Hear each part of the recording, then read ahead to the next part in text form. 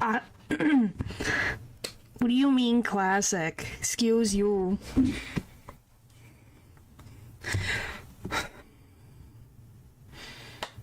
First time I'm early for class, she's late. Oh boy.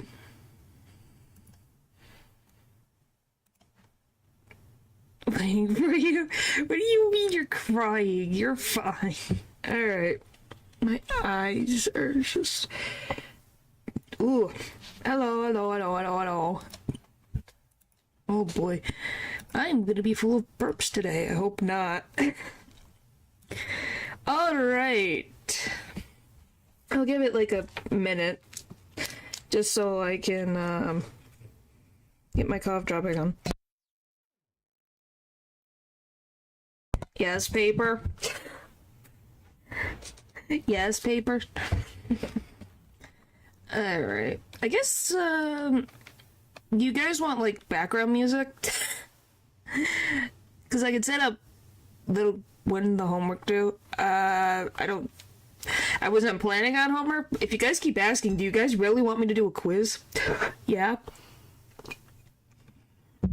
Alright, just give me, like, 1 second while I do that. Because I can get music, I just need to set it up real quick. Why do you guys want a quiz so bad? You guys are strange. It'd actually be fun to intro for background music. If I do that, I'm gonna get copyrighted.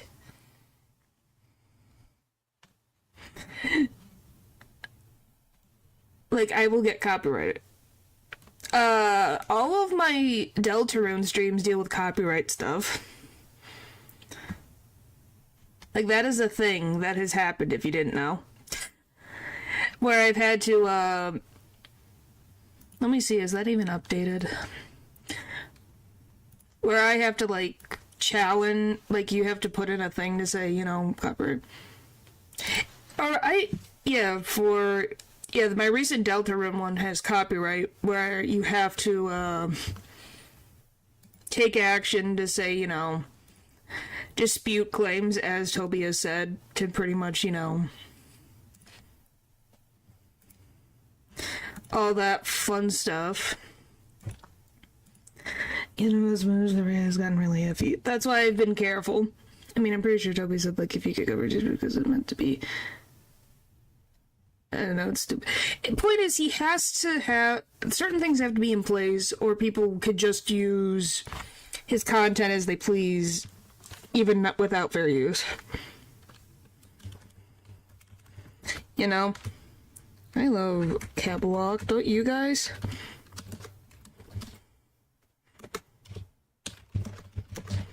Do-do-do-do.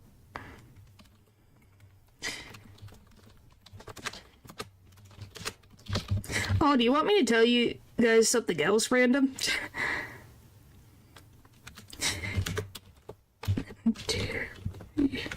I can tell you another weird thing that has happened. That you guys I cannot spell inclusion. One of my... Give me 1 second.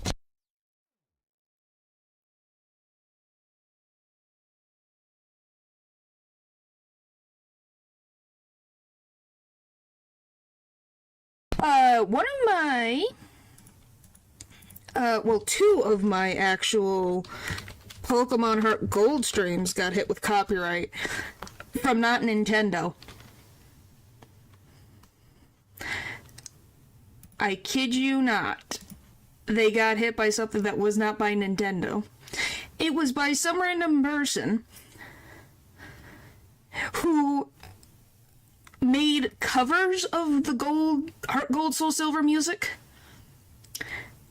and allegedly was copywriting that I was using their cover of it when I was playing the actual game. I am not kidding you. This was a thing that happened. And I was like, huh? Because I looked up who it was, and they do covers of Pokemon. So to get rid of it, I had to cut some of the VOD just so that I didn't have to worry about... Because when you do copyright dispute, you have to put your actual name out there. Natural. No. But we have to presume innocent. Yeah. I'm just telling you this is a genuine thing. That's a thing. And I don't need it to be there. Yes, paper? No, we did not.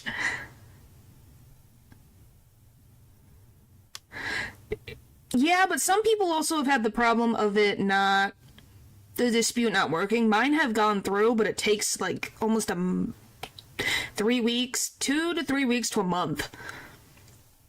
Yeah, go to the bathroom. We haven't started yet. I've been successful with mine, but some people have not been. So I would like things to not, go... I put so much work into this PowerPoint. It's freaking,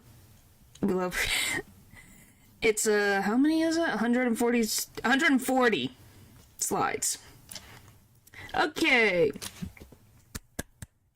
So I'll put on the music. Let's see how loud it is. Yeah, and let me put out there is... Yeah, that's something that I would rather be... Like, at least with the Toby Fox and things, it's a little bit different. But this person I don't know. I don't want it out there.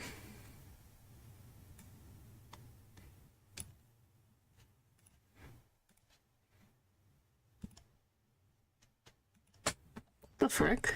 Did I break this? Oh. There we go. My headphones weren't included properly. Huh. No. I'm just telling you, that is a thing why some people are scared in relation to some copyright stuff. That is why. What's this game about? Oh, you will find out. I will explain. What am I do? You're fine. For it to be colored or not.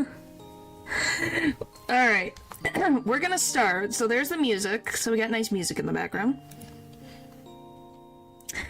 Good job of keeping count. This is Undertale. Here we go. Okay. So, we got some definitions that we have to cover. So, determination.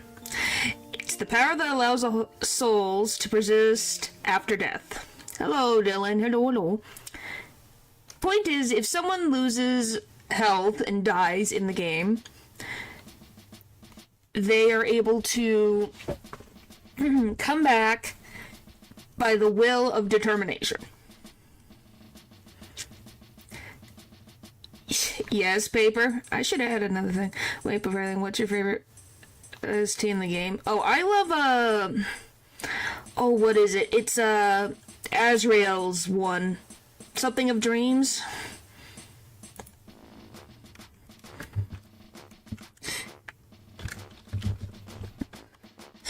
I'll also just put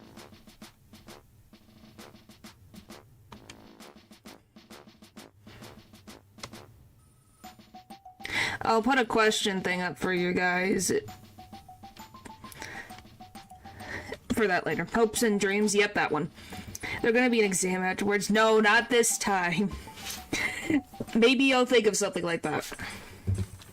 Maybe closer to the board, I have bad eyesight. Sure? I guess. Anyway, as I was saying, so falling down. What is falling down? Oh my gosh, stop, guys. Stop, I'm trying to... There's gonna be an exam. No, there's not gonna be an exam. Dang. Okay.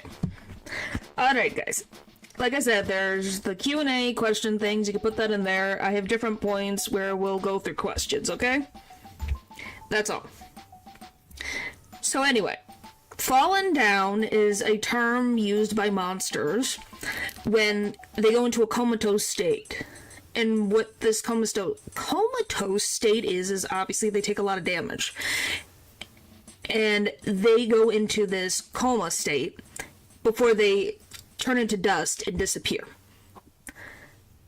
Because monsters' souls do not have enough determination, typically, There's one monster that has shown that they can do that. And they just perish after death. Humans typically don't have that problem. And then we have fun value. So fun value is something that relates more onto the player side of things than in the actual world. So it's a number that the game randomly picks every time you open up Undertale. It goes between 1 and 100. And it affects... Why? I put rare. Why did you get care? Rare events that happen in the game, depending on the playthrough. Yeah. Anyway, then you have act, which is an action that humans use to become closer to monsters, so different actions that can be equated to, like, talking, shaking hands, things like that. You have EXP, or execution points, which are gained by humans when they kill monsters. And then the last one, which is love, or level of violence, measures someone's willingness to hurt others. The E, I think it's LOVE. So L for level, O is in the of, V is for the violent part, and then E is at the end.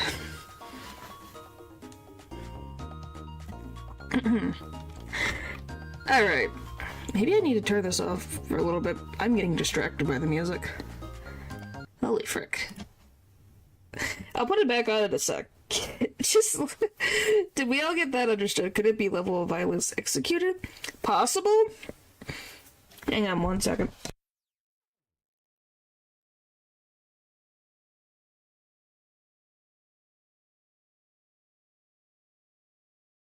Yeah, I could just put it on. It's fine. It feels weird having no noise. I might make it even lower, though. I put it back on. I just needed it a little lower in my ear. Anyway, I'm gonna move over a lot of the screen for you to see pictures of things. Excuse me, that was explained. Yeah, that's the thing, that it was never known, so we don't... I assume it's the end part of violence. But being left is lower. Oh, it's okay, paper. Huh? Yeah, you can ask any questions, just some of them might not be answered until later. So, like I said, as long as it goes into, like, the Q&A thing that you see up in the, thing, it could be any of the questions related to Undertale. Deltarune will be a separate thing, so anything related to Deltarune I can't really answer right now. Because you usually don't shield and one of the letters is silent, I don't know. Yes, Della, just go. You are an adult, you can just go to the bathroom. Okay. So, this is a big thing that you guys gotta pay attention. Oh my gosh. Yes, paper. Goodness. Are we having... Like I said, there's a questions tab. I will answer when we get to the questions. There's just this. Yes, go. Goodness, guys. Go to the nurse, get a bandage or something. Anyway. So, we have the legend. That is a big deal in the history of this game. Which is, humans and monsters were in a constant battle back in the day.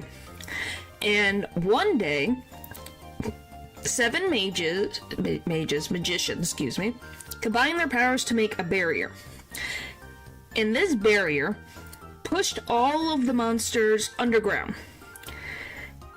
And humans and monsters were now separated. Humans can kind of pass into the barrier, they can't leave the barrier.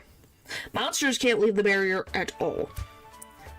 And the only way to pass through this barrier is the combination of a human and monster soul working together for you to be able to go through the barrier. So, we have a big giant story before the game. So, we have the first human. and we mean by the first human, is after the barrier was put into place. So, years, and I mean years later, a human named Kara climbs Mount Ebot, which is where all the monsters are sealed under. And this place that the monsters now call home is called the Underground. So once... Yes, Val? I'm 5 slides in, guys. 5. I'm never gonna get this done in 3 hours. If I have to keep pausing. But yes. Why did Trevor climb the mountain? I can't tell you yet. That'll be explained later. It will be explained later, I promise. That's a big deal. Yes, Paper?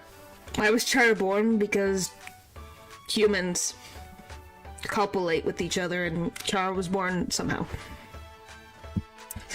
Yes, Val. Yes, yes, yes, yes.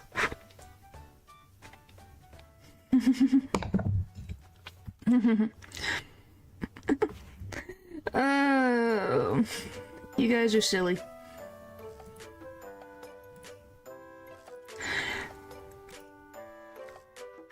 Oh, well, we got tons, holy frick. This is not what I paid for you. It could be Kara or Chara. Kara. It depends on how you want to say Chara, Kara. I might switch between them. Oh boy. Anyway, I'll explain this little debate. People say Kara or Chara. You could say either. It's character. Kara, character, Chara. So it really just depends, okay? So either way, I'll probably switch between. So I was just stretching. Characters have pun names in the game. Yeah, Kara, character, Chara. People say both. It's Kara short for character, so it sound like Kara. That's what it is supposed to be, but some people say Chara. Either way, it's the same person they're talking about. Just to put that into preface, I will probably switch between them throughout this whole thing. But yes, it's supposed to be said as Kara, but some people still say Chara. Anyway, so yes, years later after the war and the sealing of the monsters, a character, specifically human, named Kara, climbs the mountain where the monsters are sealed. And once they reach the top of the mountain, they fall into a hole in the mountain. And they fall onto... Luckily, they fell into a patch of yellow flowers. And someone finds them, which is a little monster, specifically a goat monster, named Azrael. And there's Azrael, and this is Kara. This is Toriel. No, this is Toriel, this is Asgore. Which you'll learn about later. I didn't make a freaking family tree. That's what I forgot. It's fine. So, Azrael takes this child who's injured back to his house, to his parents to ask for wounds treatment. Yes, Rose? And they end up taking this child in and raising them as part of the family. So they became a family of 4. And this family, its last name is called the Dreamers. This is just important later so that you understand certain things that happen later that make sense why this name is important. And they are actually the rulers of the Underground. They're the royal family. And because of this new addition to the family, there was time of what was allegedly happiness for all of the Underground. No, Azrael's that's a different one. Guys, relax, it's okay. So, no, Azrael is that's a different one. This one's a goat. So, one day, Kara, allegedly, falls ill, and monsters can't find a solution to heal Kara. And so, as their dying wish, they ask their older brother, Azrael, to fulfill their last request. They want to see the golden flowers from their home village one last time before they pass away. Sadly, Chara allegedly passes away not long after. Image are dragons because they look like folklore from Neverending Story. I can kind of see that. But yeah, they're goats, from my understanding. So, Azrael, to fulfill his sibling's wish, absorbs their sibling's soul to pass through the barrier. And allegedly, Azrael picked up their sibling's body and walked out with the body out of the underground. And he makes it down the mountain to the village, down below where Kara came from. And the villagers see Kara's body in this monster's hand and think that Azrael has killed this child. So they attack. Isn't Sans the Skeleton Steven Universe? I haven't. That's not in my program. Saved everyone trouble. So, Azrael does not fight back against them and runs home, very injured. He runs all the way back where they first met Kara. Deep inside the ruins at the beginning with the flowers, and he succumbs to his wounds. And he dies with his sibling in his arms next to him. And the goat's body soon turns into dust and scatters all over the flowers. Asgore, the king, enraged by both of his children dying, made a very big vow to all of the underground that he will hunt down any child that falls into the underground, so that he can use their souls to shatter the barrier and get revenge. Because by collecting 7 human souls will give them enough power to break the barrier, just like how there were 7 magicians before them who made it. Said he got trapped in the same flower he tried to show his sibling. Well, like I said, that's spoilers, but we'll get to it. So, he now became very vengeful and was readying himself for another war. So, Toriel, his wife, aka the queen, is horrified by the king's declarations of hurting innocent children to get his revenge. So she leaves her position as queen and goes to the ruins where her children passed away. And over time, eventually, more children end up falling into the underground for different reasons and things that we don't really know. And all of these children meet Toriel because she's there to greet them and see them and try to keep them safe and happy because she's a loving mother.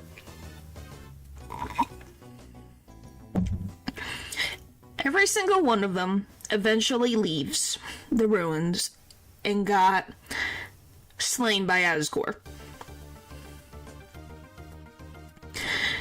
So after the 6th child's death, so 6 children that Toriel saw go through the underground and then get slain,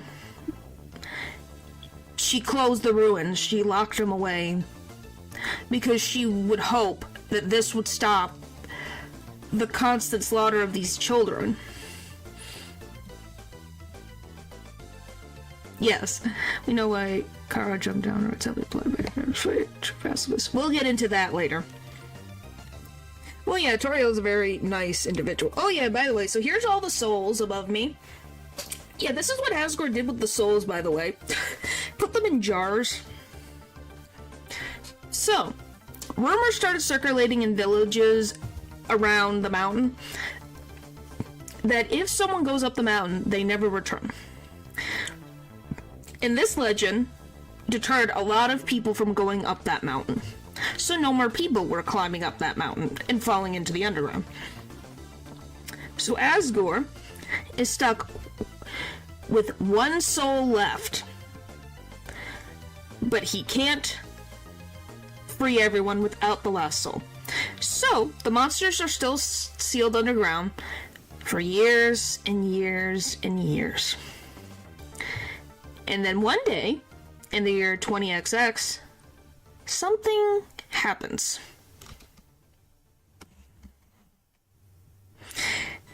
I meant to flip this. Put that there. So, I'll go through the questions things. So we'll go through the questions real quick before I get through it all. Let's see.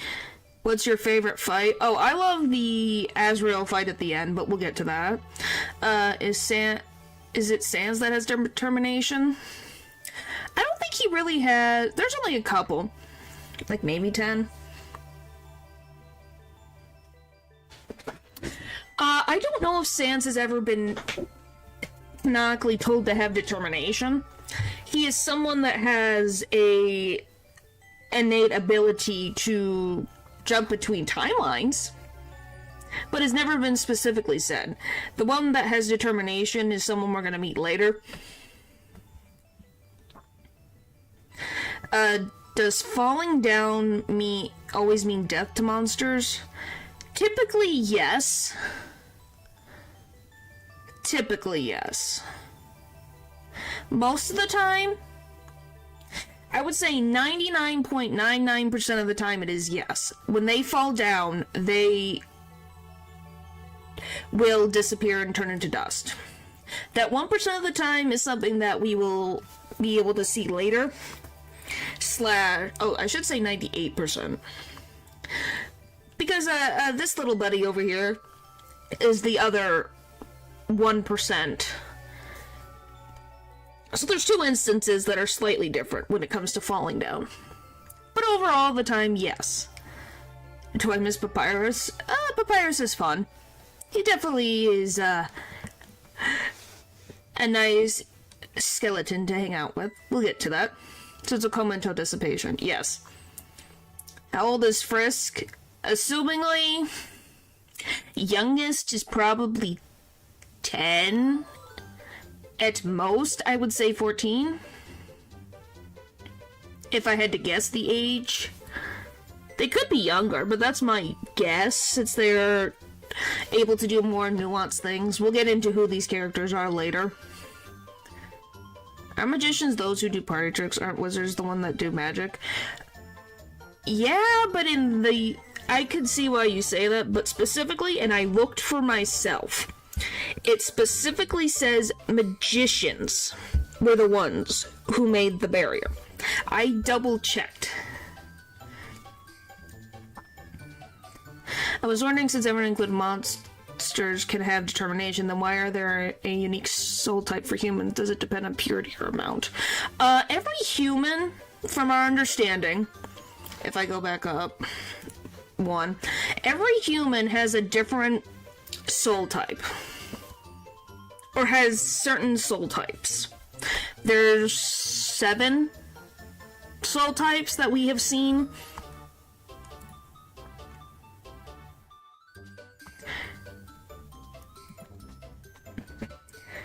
So, typically, they are...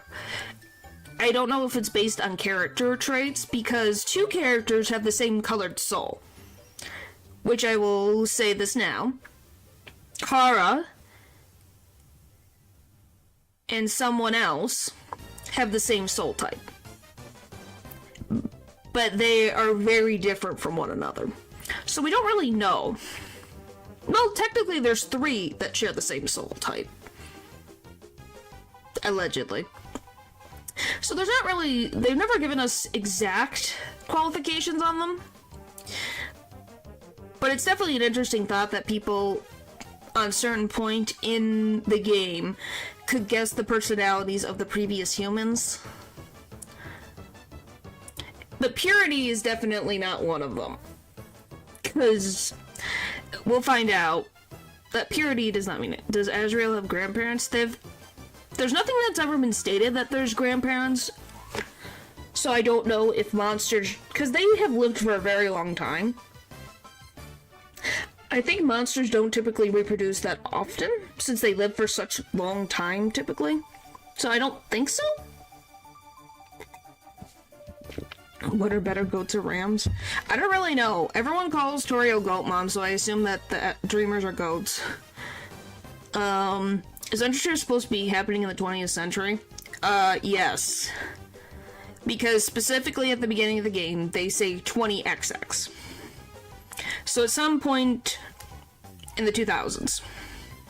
I'm sure they can keep falling into the underground. Why can't the monsters get out through the same hole? Because the hole is... I don't have it, do I? Oh, this. This is the entrance that humans fall into. It is a straight drop. It is a complete straight drop from the top of the mountain all the way down. So they would have to somehow build something to do that, but even then, they can't walk through the barrier at all. That is something that they've probably tried to walk through the barrier, and it just repels them. Explain Undertale stream when. We're doing that right now, okay. Why can Papyrus randomly fly after his time in Snowdon, for real? Because Papyrus is Papyrus and he can do as he pleases. Is the red soul type the only one that can come back after death? From what we've seen, yes, but I don't know if that is technically true. That is... We have never dealt with... Have picker for less. Yeah. World is plain. Eh. So it really just depends on... If only they were jetpacks. They do have jetpacks. From what I saw, it was 20XX.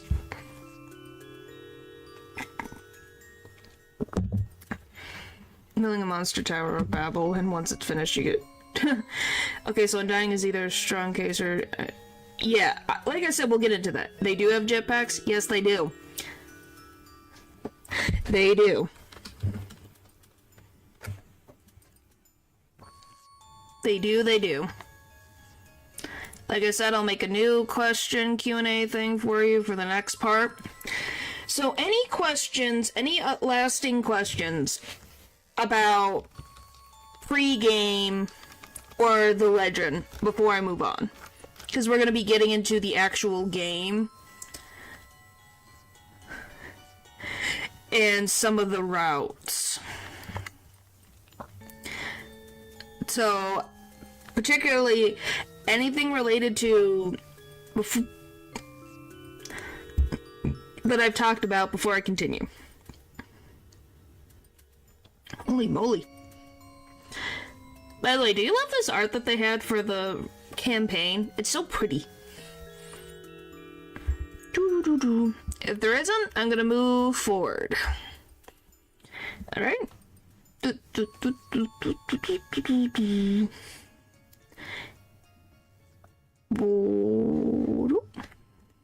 really cute. Yeah, it's very, very cute. I really like it. Okay, here we go. So, a 7th human, technically 8th, but 7th human falls into the underground. This human's name is Frisk. Yeah, this is Frisk, everybody. Get used to their face, they're everywhere. Well, you guys are kind of in the way. Let me move you guys for like 2 seconds. Because you're covering Frisk's eyeballs. Give me. There you go, now you can see him. That's Frisk, everybody. The little troublemaker. Alright, anyway, so that's Frisk. So Frisk falls and lands on some yellow flowers, and takes a few steps around trying to get their bearings of where the frick they ended up in. And they encounter a talking yellow flower. And this flower, we have really no idea. Frisk just looks like this so that anyone could be Frisk. The skin tone is more of it's not being anyone's particular race. It's more of anyone could be able to project onto them. That's why their skin color is the way it is. So anybody can be the player character. And the flower introduces himself as Flowey. And this flower is being so kind and wants to teach Frisk how the underground works. No, it is not. So, Flowey acts very nice and friendly, and then attacks Frisk, and gets them down to very low health. But before he can strike them down, he's hit with a fireball. And the person who saves Frisk from this scary flower is Toriel. She heals up Frisk's wounds, bandages them up, and asks them to come over to her house in the ruins to recover. I don't think so. I don't know if I would want to know. And along the way to her house, she teaches Frisk actually how the underground works, how puzzles work, and how to get along with monsters.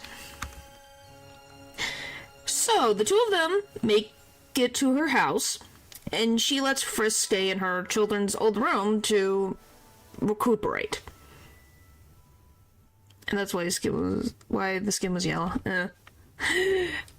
No, that's from what Toby has said. The color is made so that anyone could project themselves as Frisk. So, after a nap, Frisk wakes up and smells butterscotch pie. So they wander around in the house until they finally find Toriel.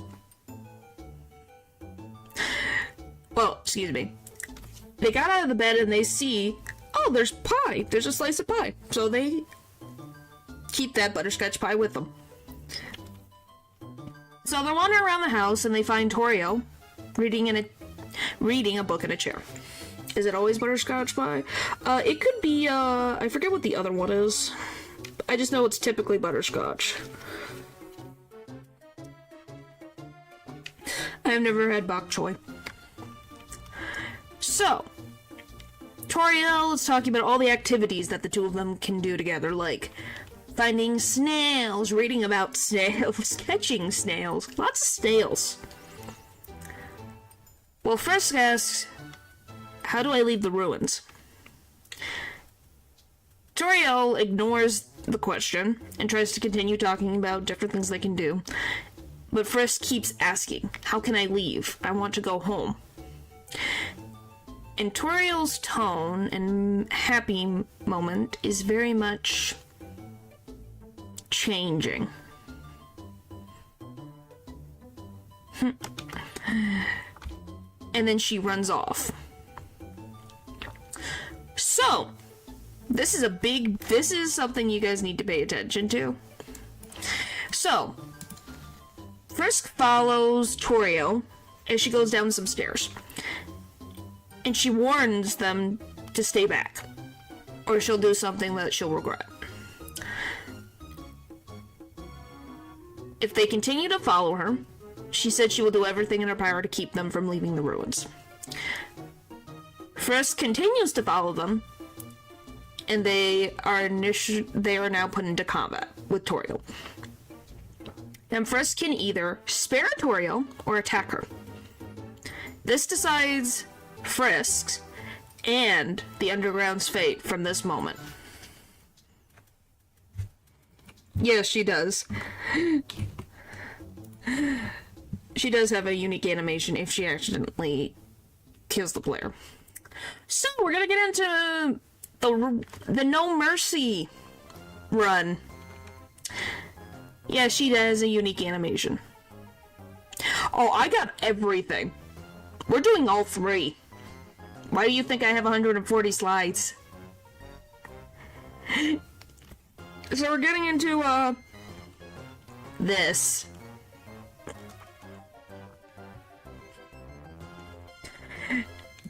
Alright. So, this No Mercy run is when... No Mercy is when... Frisk decides to go completely crazy. And kill all the monsters. So, the human gets taught the mechanics of the underground, and they decide to hunt down all the monsters in the ruins. Then they get to Toriel's house, same dialogue as before, you know, with staying together, you want to leave. They keep slaughtering monsters until everything is quiet. Nothing is making a noise, no one's saying a peep. And this thing, when confronted with Toriel, strikes her down. And as Toriel fades away, she says that this thing is just like them. And then she disappears.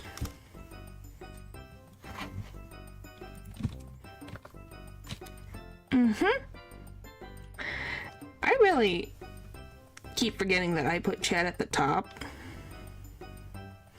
This music is great for this. I'm gonna pause the music until we get to the rest of it, because this is a little more serious, so having the happier-go-lucky music does not seem appropriate.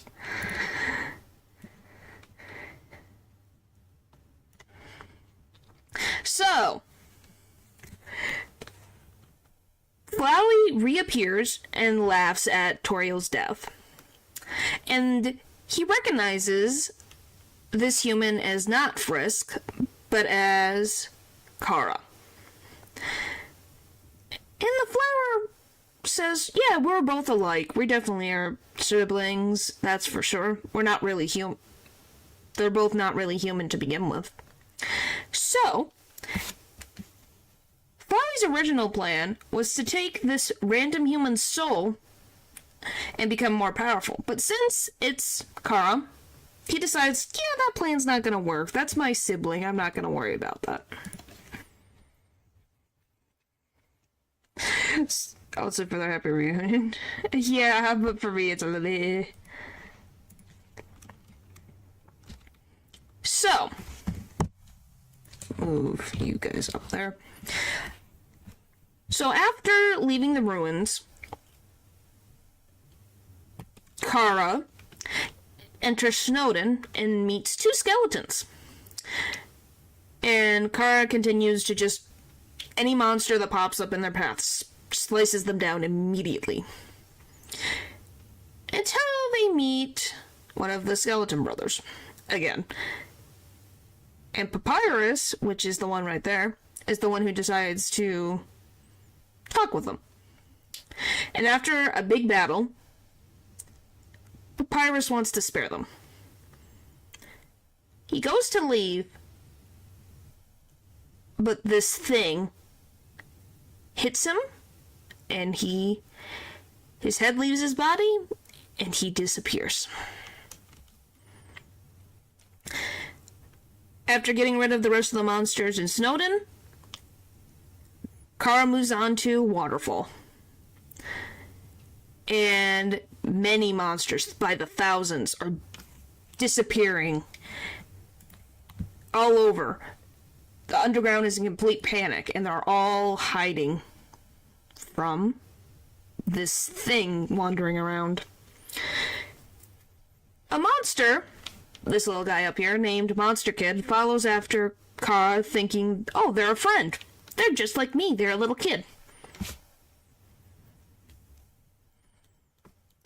So, Monster Kid is following them around, thinking they're, just like me. You're a friend. I wonder how strong he is. Yeah, it's a good question.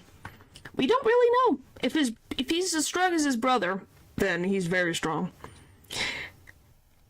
Monster Kid talks about that, his hero, this monster named Undying, wants Monster Kid to stay away from this thing.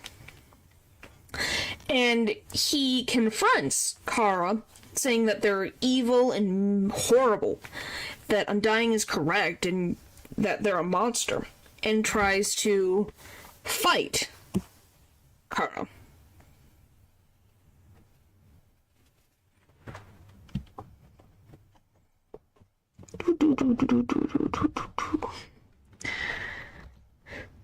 I bet it can beat Goku. Well, good for you, Eldritch. So, Kara moves to strike Monster Kid down, but Undying takes the brunt of the attack for the kid. Monster Kid goes, "Undying, are you okay?" And she tells him that she's fine and to go back home and go be safe. And she is going to face this alleged being, which is very specifically that I want you to pay attention, is all the monsters in this route will not call Kara human. They are not considered a human to monsters. That is a very interesting thing that is put up. And after a fight, Kara is able to give her enough damage that she starts turning to dust.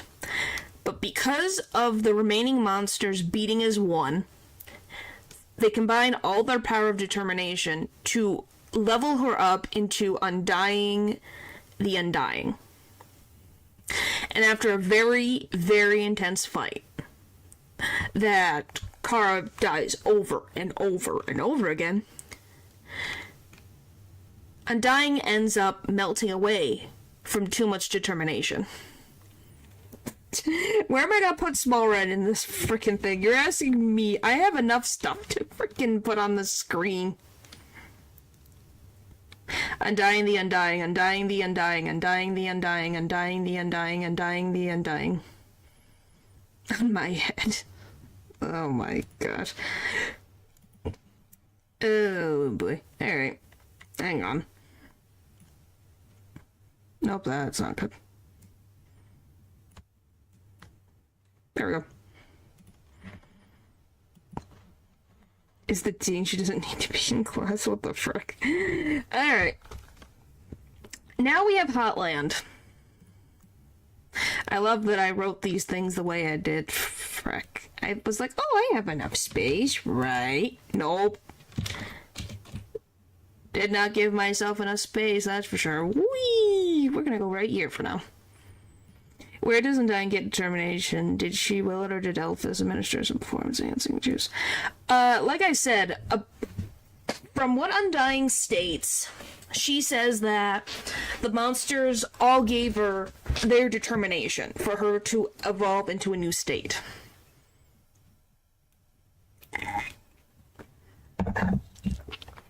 So,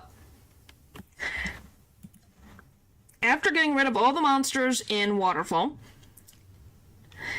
we end up in the last area before the king, which is Hotland. Kara continues to slay monsters left, right, and center, leaving no one left. Salmon. And before they are able to move into the last room to the capital, they are stopped by a robot monster. And this robot monster, which is the one above me, states that Kara is not just a threat to monsters, but humanity as well. And they should not be allowed to pass the barrier. And they transform into Mettaton Neo. This fun outfit, which is even more arduous and difficult than Undying the Undying. And Chara dies again, and again, and again, and again, and again, and again. But they are eventually able to learn the patterns and win. Yes, it's definitely interesting, ain't it? And their next destination is New Home, the capital of the underground. When they reach the castle, the place looks like the house exactly from the ruins. It looks like it was copied identically.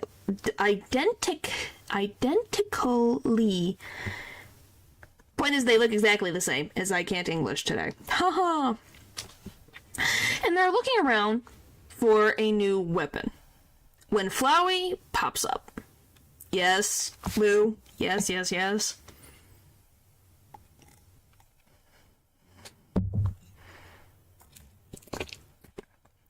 Bum.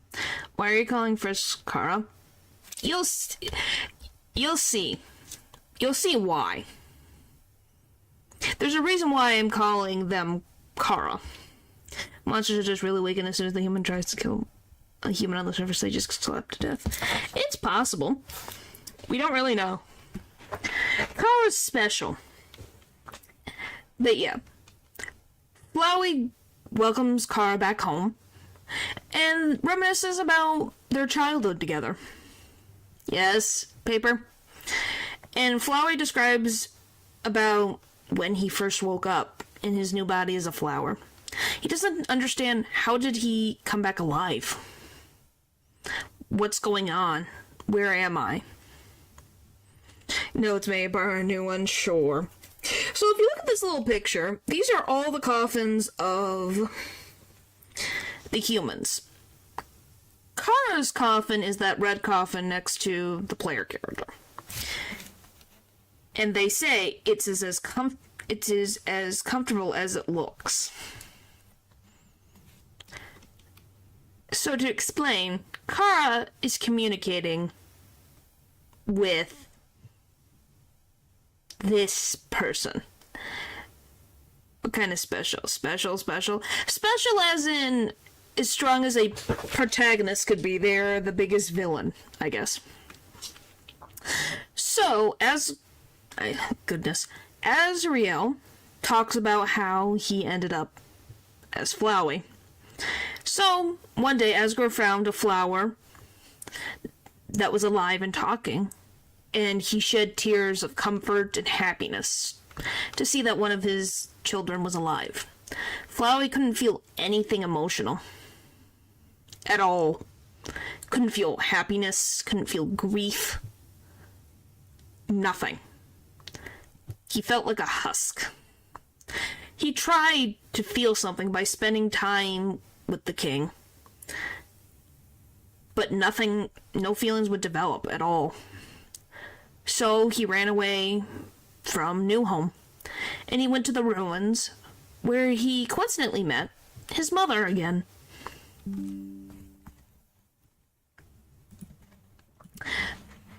He spent time with his mother, thinking that maybe she can cause me to feel something, anything. But she failed as well. Flowey didn't want to be in a world without Kara.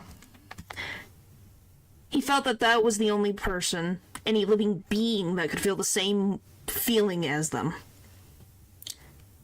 So, they decided to follow in their siblings' footsteps and erase himself from existence. But because he actually felt one emotion, which was fear, he didn't know what was going to happen to him after he died. He didn't know what the end was going to be. He wanted to live. Yes. Sadness, for some reason, is a thing that is very strong. And his will to live brought him back to life. And he gained something more after that. He finds himself back in the ruins garden, where he was before he tried to make himself be erased from existence. And he decides to test what this new power can do. He brought himself close to death over and over and over again, and was able to reset himself back to full health full condition, just like nothing ever happened to him. I feel louder than the former, so yeah. And he remained unharmed no matter how many damage he took. When he reloaded back, he would end up exactly where he was before. And he found a new goal, which was to give the life he gave him the ability to control the timeline. He's able to choose as he wishes to make the world around him as he sees fit. So at first, Flowey decided, I'm going to make friends with people. And was amused. He was very happy, felt nice for a little while. But it became boring, predictable. So then he reset to the beginning, back in the ruins again, and tried something a little different. He felt that he could be excited by the thought of, what if I killed all my friends? What would that do for me? And he felt excited by this new thing. And as he went going, slaughtering everybody in his path, his parents, his old friends that don't remember him because he reset the timeline, he got bored. And he did every scenario, every single action, every method. Everyone became predictable. So he became bored. And life became boring. Until one day, something changed. A new variable entered into the underground that never happened before. And that was this new human. A new child fell into the underground. And because this new variable happened, it gave Flowey an interest. There's only one monster that gave Flowey a challenge. Yep. So he went to go and take this child's soul, because he thought this was something different, but he failed. And he tried to reload back to the beginning of the ruins again, but it didn't work. He could not, his powers have been taken away. He can't reload as he wished. But this new child can. Because this child's determination was even more powerful than Flowey's will to live. That this child gained control of the timeline. The flower then looks at Kara and asks, how did you get back to the ruins? How did you get back here? I last saw you in the basement of New Home in the coffin with the other humans. That's where I last saw you. How are you here? How are you alive? And he says Torio probably took Kara's body back to the ruins to give them a proper burial, instead of being stuck inside a cramped tiny box, as Kara states, and feel at peace. And the biggest question Flowey asks is, how did you wake up? I've been calling for you forever, over and over and over again, in multiple timelines. Did you finally hear my call for you?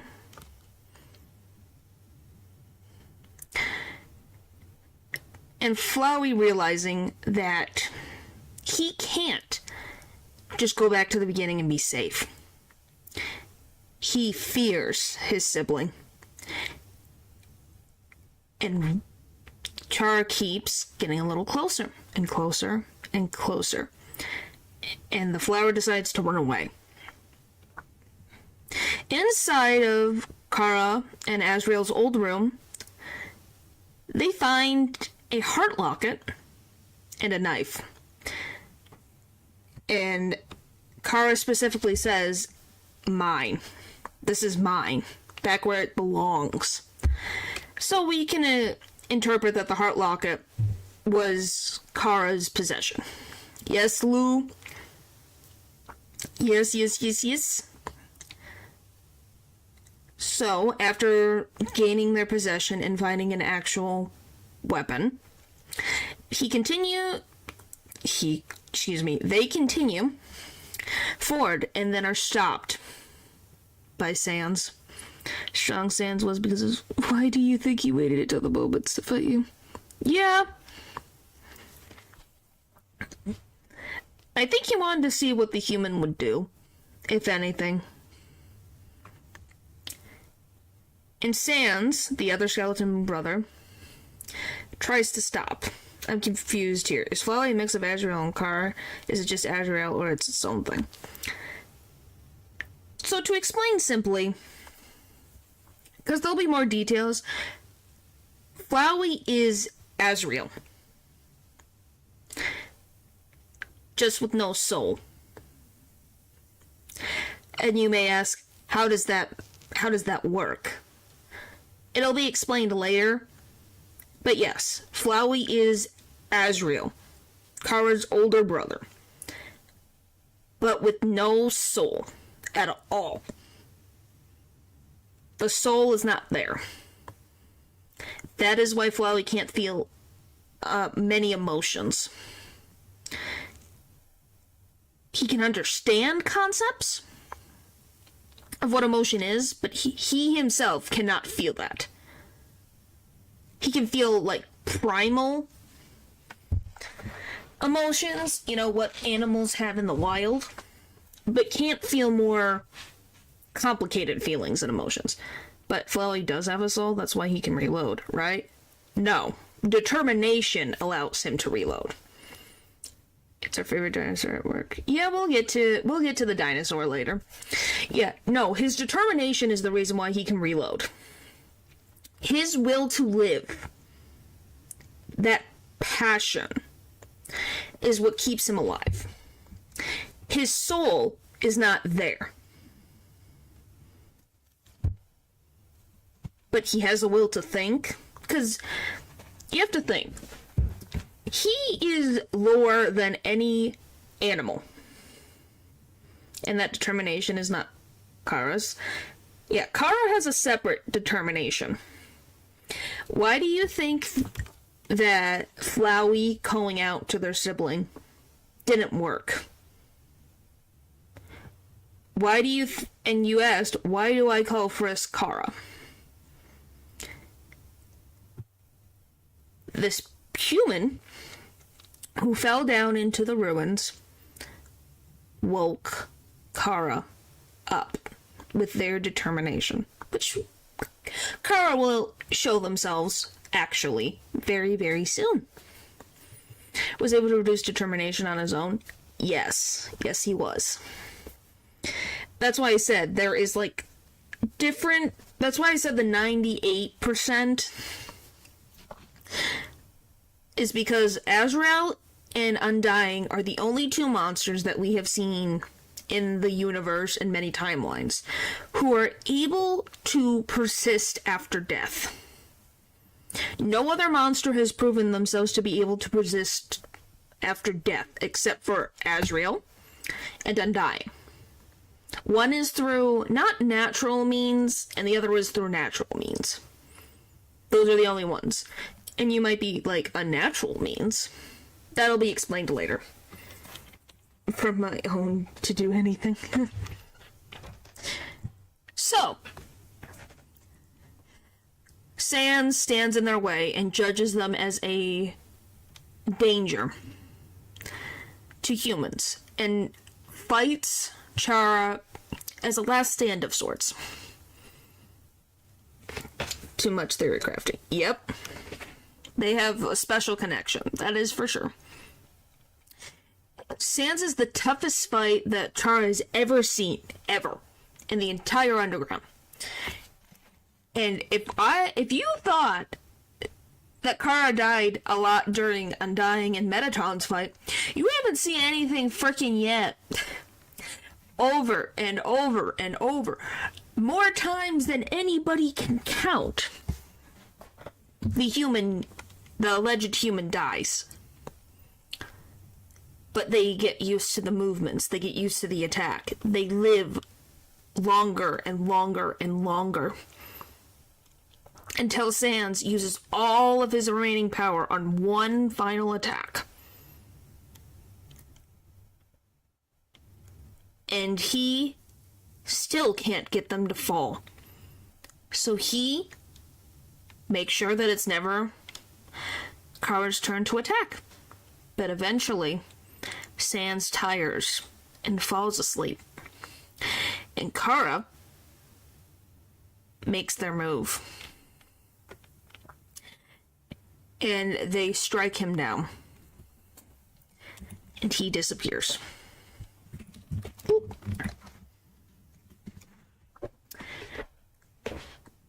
So, this thing makes it to the throne room, and Asgore turns to face them.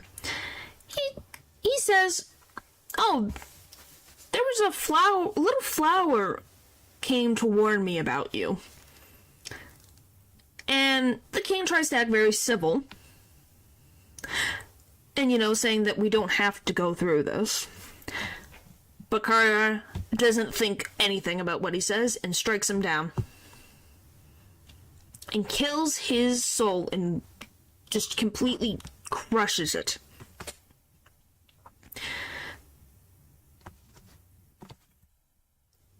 And then, hello.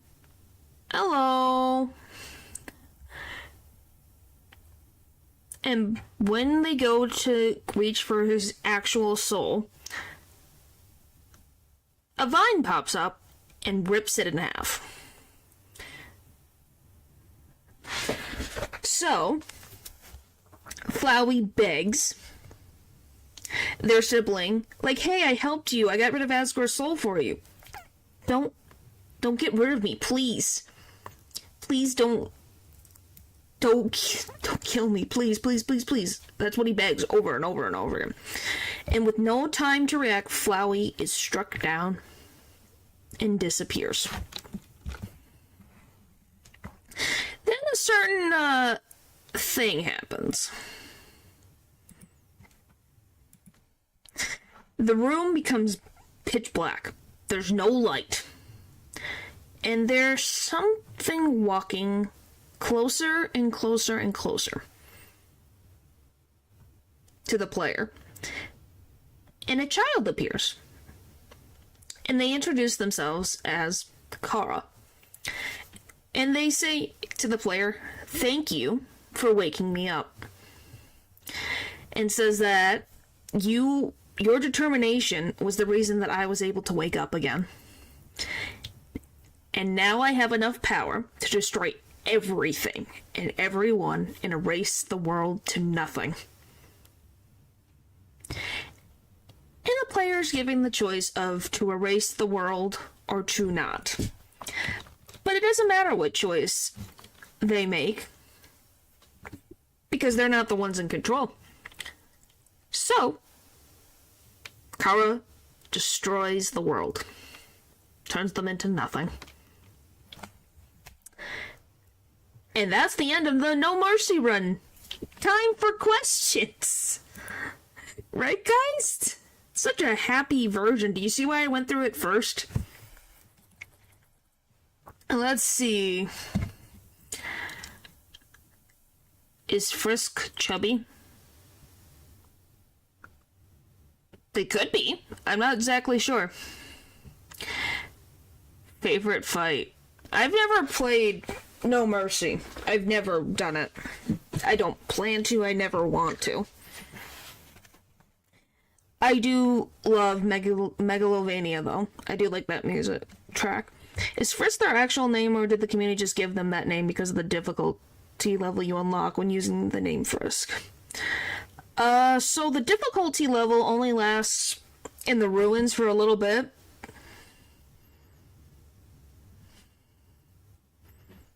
Neither have I. Yeah. I'm not gonna do that. No thanks. Do you want to be friends? I don't think Kara makes a lot of friends. They got rid of their own family. What do you expect them to be your friend? So, Frisk is a name actually given to them in the game. But yeah. even if you put Frisk and it says super hard mode, it only lasts for the ruins, and that it just goes back to normal difficulty. It doesn't really change anything. Frisk is the actual canonical name of the human. Kara is the name that the player puts in. To put it simply, when you name someone the character at the beginning of the game, you are naming the first human. Kara is short for character. So whatever name you give, you're giving the first human, this little one over there, a name.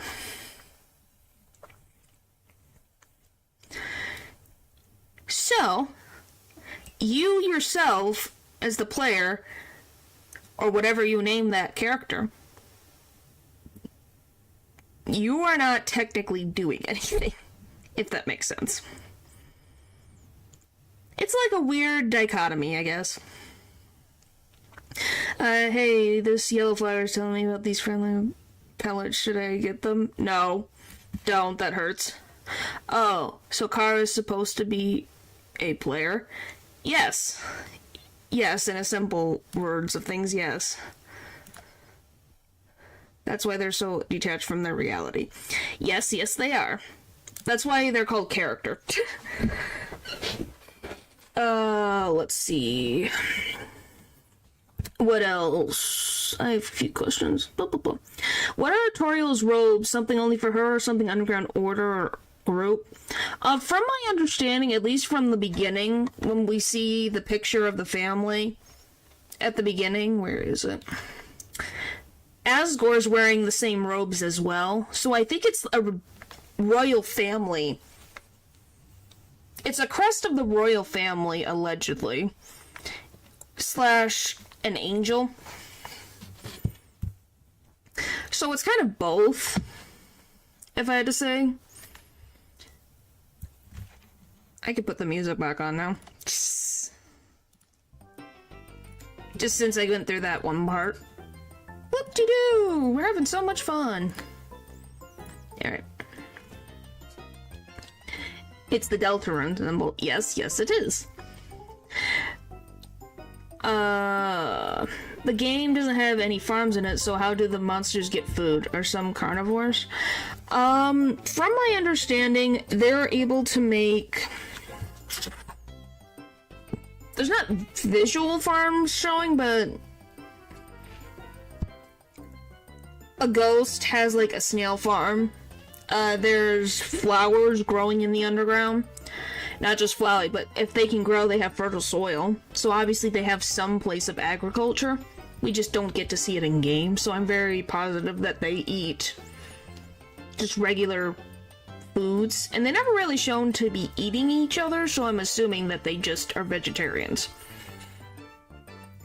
Is the player actively considered in the story, or when his eyes go black, is he talking to Frisk? He's talking to the player. Sans is specifically talking to the player because he has an understanding of that there is some other power that he can't see at work. They eat magic food, not real food. So Grillsby says so. Well, there you go. But I also think that they can just eat other foods as well. To do true pacifist, do you have to go do the genocide run? Because I never did, and I still got the pacifist ending. Yeah, you don't have to do a no mercy run to get the true pacifist.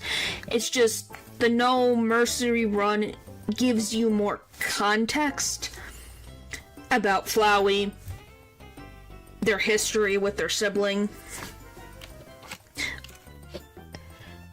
and just more reasonings of what the power of the player can do. How did Chara revive after all this time? Chara revived as I said, revived after the player's determination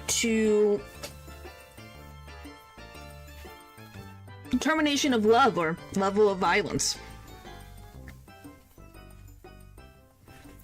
because of the player's innate want to have a level of violence, that woke up Chara. How big was the monster population during the game? I think barely above 100. Yeah, it's not a big population. I'm assuming there was more back during the time of the war, but a lots of humans and monsters lost their lives. And like I said, monsters don't really... They live a very long time, so they don't really have a big population. Because why have so many offspring if you're around for so long? Sadly, when does Kara recruit Moonless? I'm assuming that would never happen, and I don't think you want Moonless anywhere near Kara. Is there a reason the slashes from Kara are red, or just aesthetic choices? I think they're aesthetic. They seem to live long and reproduce rarely. That's what my guess is that there's not really a point of having so many children if you're living such long lifespans. I think it's an aesthetic choice more than anything else. It hasn't really been stated. I guess the red eyes, which, if you didn't guess, Chara's eyes don't exactly show much. They typically are displayed with red eyes, so it might just be a decision, like an aesthetic choice slash showing Chara as an entity. So they are, oh my gosh, kind of like that. Like whales. Yeah. I would say, yeah, more like whales. How is Chara still alive as a separate entity? So, as it has been said, I swear there's no elves here. You're the one who said elves.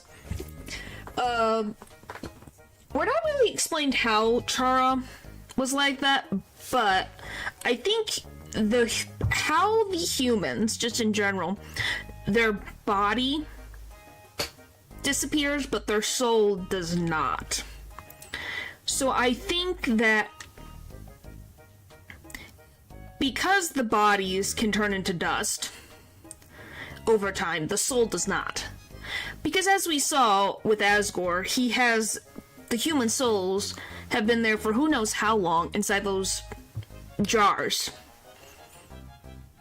So the humans' souls are still alive. So I think Chara's is the same. Their soul is still alive, but their body is not. Imagine Chara is like a ghost with unwanted business. Yeah, that's what most of the souls are, because humans are able to persist after death. So even if their body disappears, they are able to still hang around. When the monsters are free in the pacifist ending, wouldn't humans try to send them back in the hole? Well, this has been a long, and I mean a long time since the War of Humans and Monsters. These special containers are just pickle jars. I'm assuming that they're special containers because then the human souls would just do as they pleased. But yeah. And then you can check your...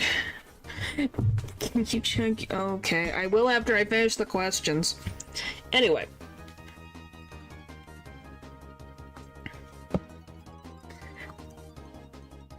So it's been a very long time since the War of Humans and Monsters. The people probably don't even know about the time of the Monsters and Human War. And I'm pretty positive that the monsters have made a small community. He turned me into a JoJo character. So, I'm pretty sure they made a small community, and then they slowly branched out over time. Can't think of a time like that in history. It definitely could happen, but I do think that for the most part, it is a different time from when they were.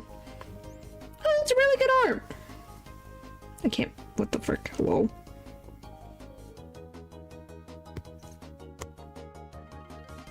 Phone? Why are human devices so annoying? There we go.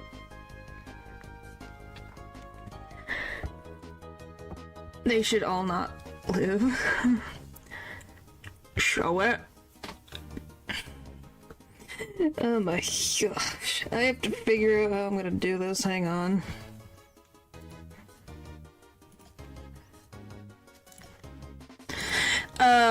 As I continue forward.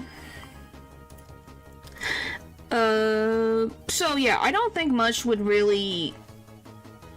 I don't think they would deal with too many problems if they kept to themselves. There you go. I'm not fixing this just for my sanity's sake. There you go.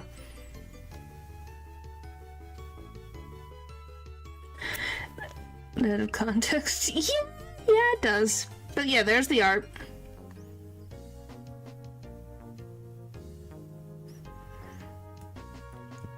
So there you go.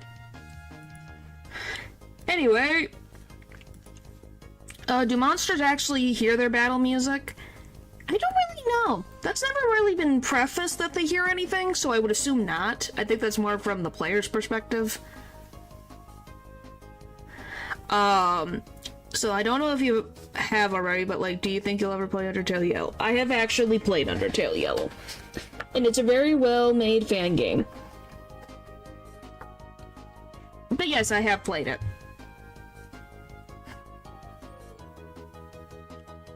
Alright.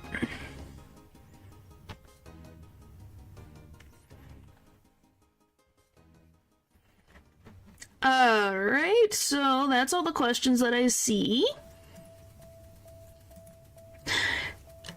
So, I'm going to be moving into the neutral slash pacifist part of the PowerPoint.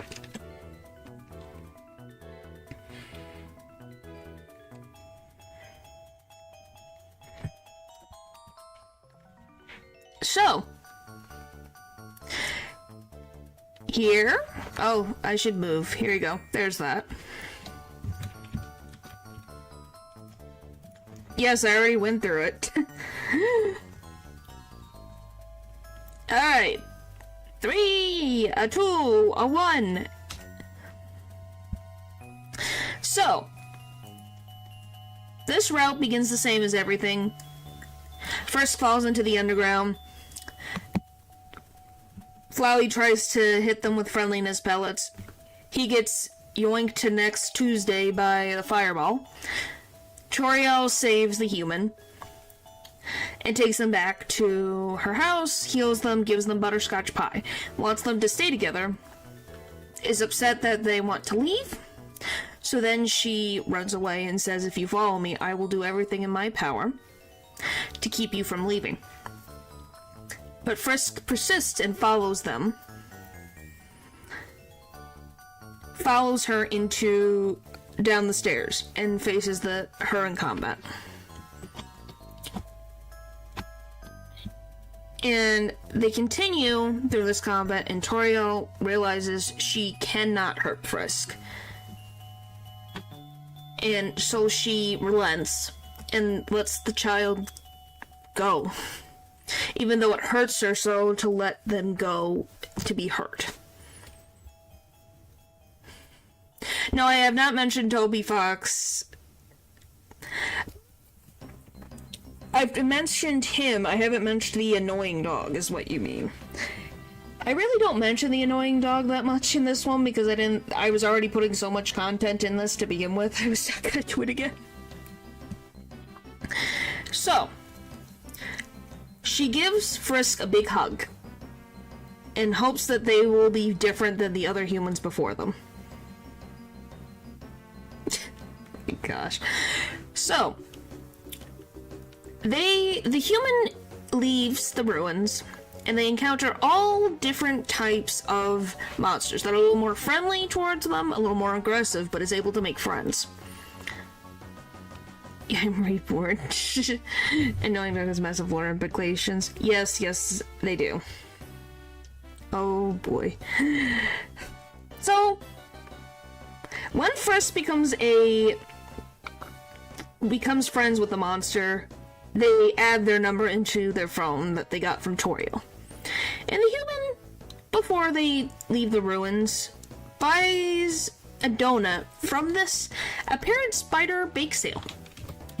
And just keeps it along. Thinks maybe I'll be hungry later. So, once Frisk officially leaves the ruins, they end up in a snowy forest. And see two skeletons. One named Sans, which is the one on the left, and then Papyrus, the one on the right. Sans is a very lazy and pun-loving skeleton and drives his younger brother insane. While Papyrus wants to be a part of the Royal Guard, to be just like Undying, the monster that he wants to work alongside, be like, just idolize her. And by catching a human, he thinks that his dream will come true. I should add the question thing again.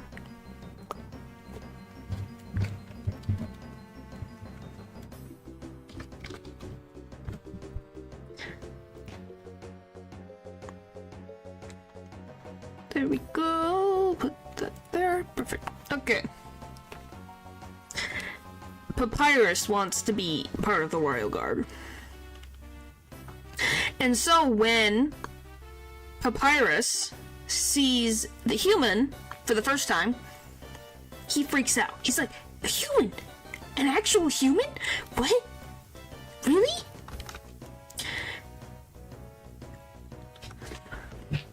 Who do you favor more? Probably Papyrus. I think he's such a sweetheart. So, throughout Snowdin, the skeleton bros try to capture Frisk through puzzles. Puzzle traps, because Papyrus doesn't want to... No, I don't want to just capture the human. I want to play a game with the human and show Undying how cool I am and creative I am. So, Papyrus makes all these different puzzles, while Sans just comes along for the ride. Finally, Frisk gets really close to Snowdin, the town of Snowdin, and Papyrus decides to fight the human, because they become so nice to him and his brother that he doesn't want to get attached, because he needs to catch the human for him to become part of the Royal Guard. So, during the battle, Frisk talks to Papyrus. Is this going to be part of the exam? No, I'm not doing an exam. And so then, during the fight, Frisk successfully becomes friends with the younger skeleton brother.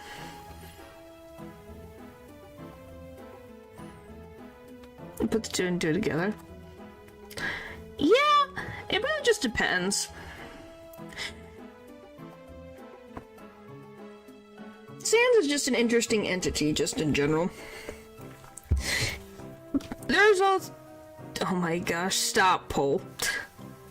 So, Frisk also can flirt with Papyrus and invite him to a date, and Papyrus is completely and utterly shocked by this fact, but still accepts.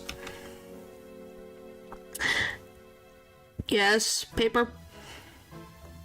Just to tell you guys, I'm only at 42 out of 140, so I still have 100-ish slides left. I have permission to raise my hand. If you have questions, just put it in the questions thing. I put it there for the questions. Goodness. But yeah, like I said, it's fine. Goodness. So, Frisk goes to Sans and Papyrus's house to hang out or go on a date.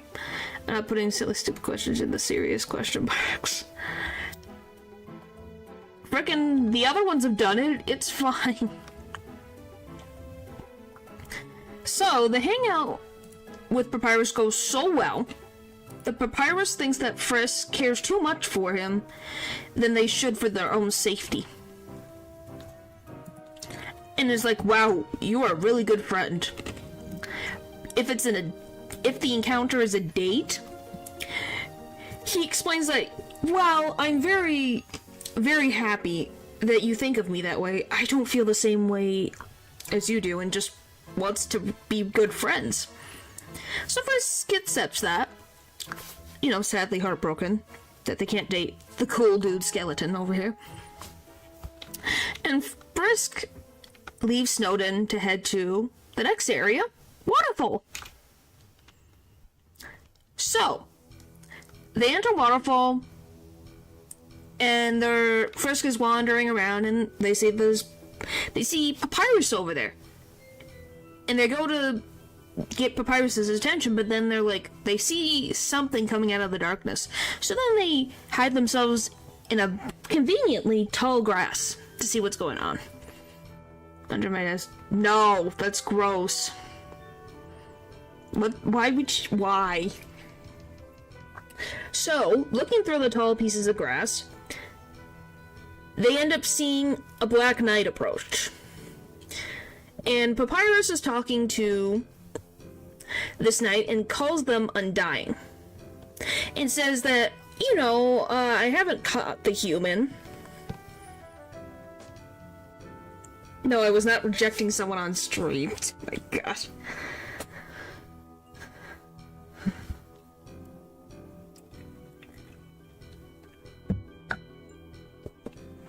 I don't think so.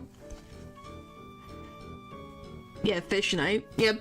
And he goes, Undying, I haven't caught the human, but I think they're really nice. And we can't really hear what Undying is saying. And we see Papyrus leave. And Frisk is able to see Undying turn to go to leave. And so they're like, okay, I'm gonna move, so...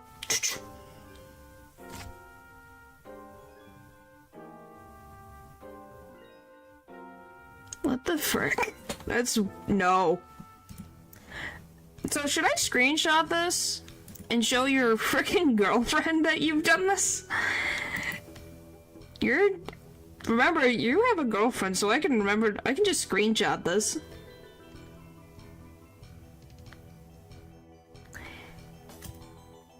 So yeah, think before you do. My gosh. Didn't think that far ahead. Uh-huh. No. No, please, that's weird. Please. This chat is just random. They're being dumb. Sometimes they like to be chaotic. Torn Scully. I did, and now I regret it later. Yeah, don't say. Anyway, let's continue, okay? So, Frisk goes to leave the grass, but conveniently steps on the noisiest freaking grass known to mankind. And it makes a loud crunch. So then Undying goes, hello? And goes to the tall grass. And sees something move and then grabs. And pulls something out. And it's just Monster Kid. And then she slowly puts it back down. And scouts the grass and then leaves.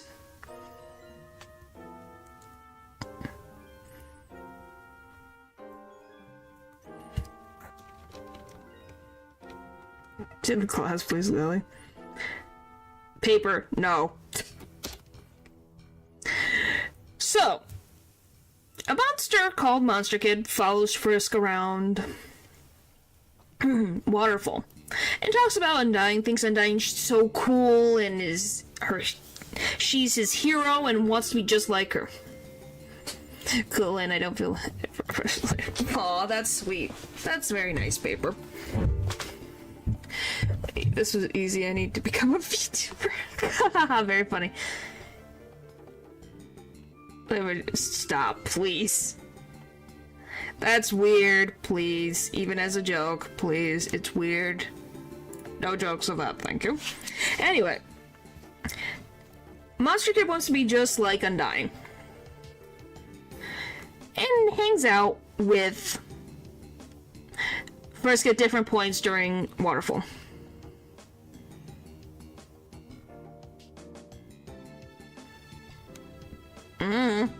I don't know. Anywho, as I was saying, throughout Waterfall, Undying tries to attack the human multiple times. With spears. Magical spears. She's trying to make a freaking kebab human. But by the skin of their teeth, Frisk is able to escape. And at some points, Monster Kid is the one who gets found instead of Frisk. And is able to stop Undying from catching them because of it. Yeah, with a lot of spears. Well, Frisk ends up walking onto this dock because Waterfall is a bunch of water. They walked on a dock. And they end up cornered. And Undying is right behind them on their tail. So they turn to face Undying. And Undying slashes the end of the dock. So Frisk falls down into the water and falls off a waterfall. Good guys going. Doesn't Undying just make those? Yes, she makes a lot. She makes the spears from her own magic. Frisk wakes up in a pile of yellow flowers that grew in this place called the Dump. So, they're walking around trying to find their way out of the dump. And a flying dummy comes at them and challenges them to a fight. Yes, the dump. The dummy, which is dancing over there, is possessed by a ghost, which is cousins with the Ruins dummy. So remember when I said Toriel taught Frisk how the underground works? There's a little dummy there that you learn how to spare. Ha, you're so funny, Natural. And so, he, as in the dummy, says that Frisk scared their cousin right out of the dummy from being kind to them. And now he wants revenge for his cousin. I like the dump is the monster's greatest source of resources. Yeah, it kind of is, weirdly enough. So the battle with the dummy goes on, and because the dummy is a ghost, they can't die or get damaged or anything. So they want to play forever and ever and forever being this constant thing and is laughing. Well, the dummy gets hit by another ghost's tears. And is like, what? What the frick's going on? And then leaves. And the one that is crying is a ghost named Napstablook. And he apologizes for, I'm sorry I made your friend leave. And invites Frisk over to hang out at his house. So, Frisk wanders around and eventually stumbles upon this DJ Ghost's house. And they hang out. They look at Napstablook's computer, they look into the ghost sandwich that's in his refrigerator. And then they both decide to lay on the floor and pretend to be garbage, which is Napstablook's favorite activity. The second greatest character. He's definitely fun. And they become very close friends. Because they're able to look into the heart of the universe together. By pretending to be garbage. And so then Frisk heads out. Once more back into Waterfall. Obviously they're still in Waterfall, but going further into Waterfall to try to get closer to their goal of meeting the king. And Monster Kid catches up to Frisk on this very thin bridge. And talks to Frisk and's like, Undying told me that I'm supposed to stay away from humans, and that you're a human. So I guess we're enemies now? So, he says, like, come on, say something mean to me or something. And Frisk stares at them and is like, why would I do that? So, Monster Kid decides that even though Undying is his hero, he's not going to be mean to a friend and goes to leave. From my three-dimensional thoughts to be said constantly. Is every gamer personified? Definitely can be sometimes. So when Monster Kid goes to leave, he trips on a loose board and falls, but is able to catch with his teeth at the edge of one of the planks. And he's shouting, help, help, help, you know, while he's holding with his teeth to keep himself from falling. And Undying arrives and is stomping on the bridge, heading towards Frisk. So Frisk has a choice. Do they run away from the threat that is Undying, or do they help their friend?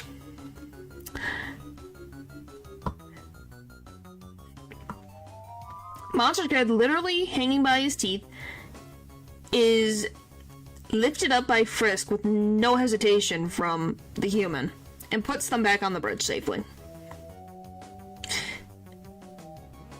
Monster Kid thanks Frisk for pulling him back up, and is like, Undying, if you were gonna go and hurt my friend, you gotta go through me. So then Undying stops in her tracks, ponders, and then turns around and leaves. So Monster Kid says goodbye to their friend and thanks them again, and heads back home because their mom's probably very worried about him. It's Undying, then not die.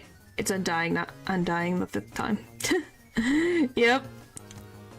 So, Frisk continues forward on the bridge and reaches this, like, tall mountain. And suddenly hears someone yelling. And they're like, huh? So then they look up. And they go, is that where that's coming from? And it's Undying. She takes off her helmet and is like, I'm going to show you how determined monsters can be. And starts a fight. So Frisk is dodging all of these frickin' spears once again. We're not even there yet. Ah, you're so funny.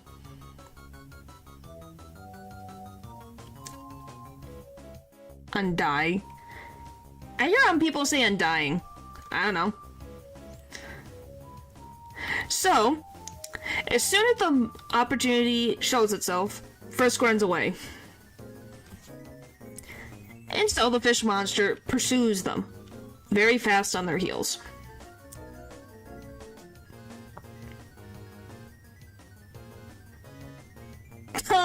You're so funny. So Frisk keeps frickin' moving and dodging and weaving from all of these spear attacks and makes it to Hotland. It's Undying the Undying. I don't know. It's what I've heard a lot of people say, Undying. I don't know. But you know, as Frisk is hustling with a fish monster on their tail, they get a call.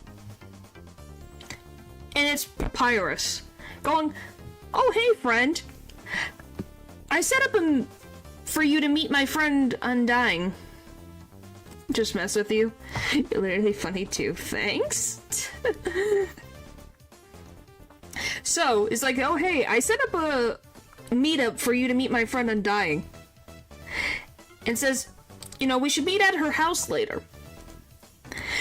You know, as we're continuously moving to not be impaled by spears.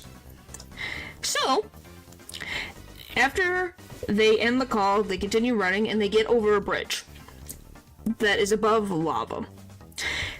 And Undying's armor starts to heat up from the immense heat of, freaking moving magma beneath the bridge, and passes out from overheat.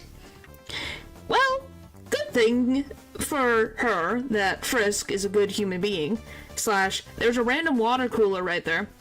So Frisk hobbles over, grabs a cup, fills it up with cool water, and then walks over and pours it on Undying's head.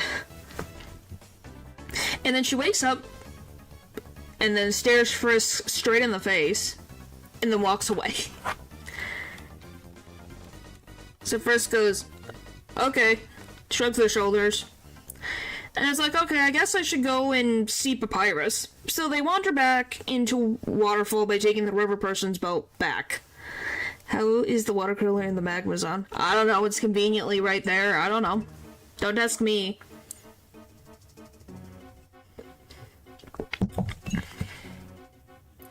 But yeah, they use the river person's, this is the river person by the way, just transportation to get back to Waterfall.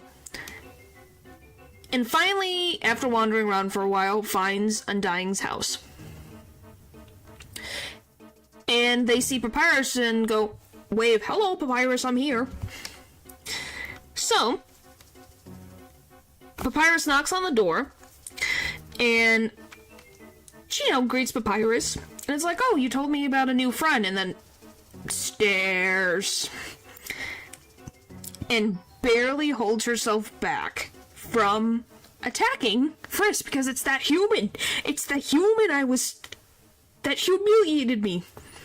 How water stays cool in such a hot place. Magic. It's magic, is my guess. So after Papyrus introduces them, because he's like, oh, you guys are acquainted? Yeah, something like that, Undying says.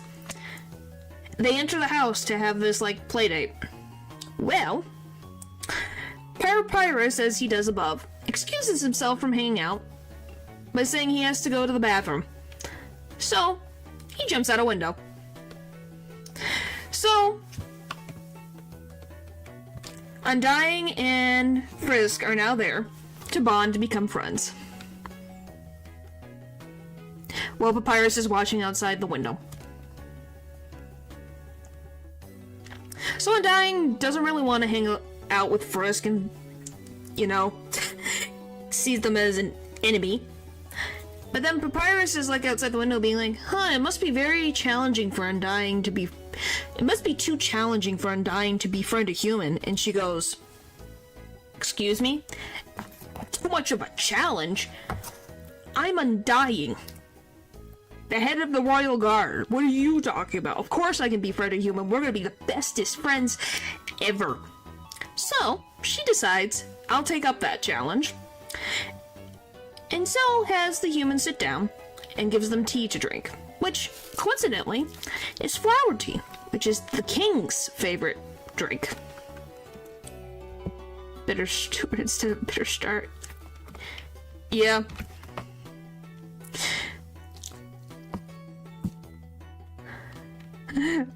It's okay.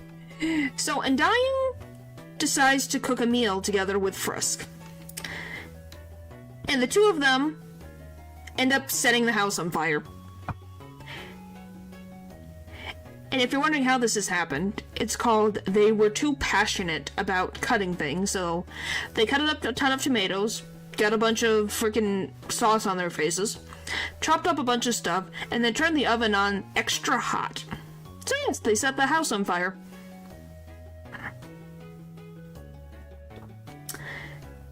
And they end up becoming real friends from this event.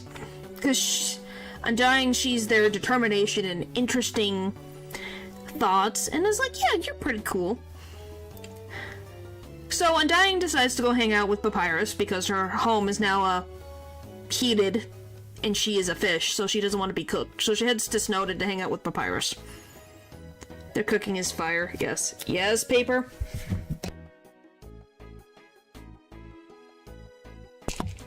There's a fight going on in the hall. I'm pretty sure there's somebody who'll take care of that. Cooking teacher, so that explains that. Yep. So, Frisk shakes off the soot from the fire and heads on back to Hotland to continue their journey to New Home, the capital. Alright, questions time.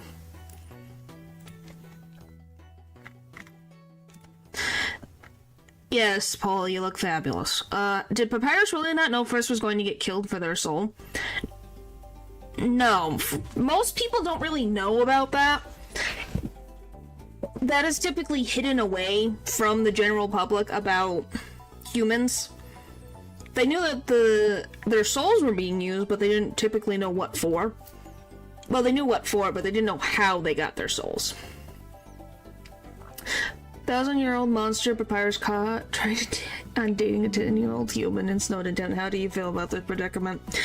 I think it was more of a playdate, if anything else. Papyrus, I don't know about, is Papyrus gay? I don't really know. Papyrus has never really stated his sexual orientation or preferences. I think Papyrus is just Papyrus. If I'm gonna be honest, we've never really had... I think Papyrus just really wants someone who is able to give him a higher self-esteem, you know? Because he has a hard time with compliments. Yeah, he's married to the grind of the job. But yeah, I'm pretty sure he would find someone who is able to see his smarts and be able to compliment him and say that he is doing a good job, if anything else. Does Papyrus purposely make his trips weak so it doesn't actually harm the human? Yes, he does.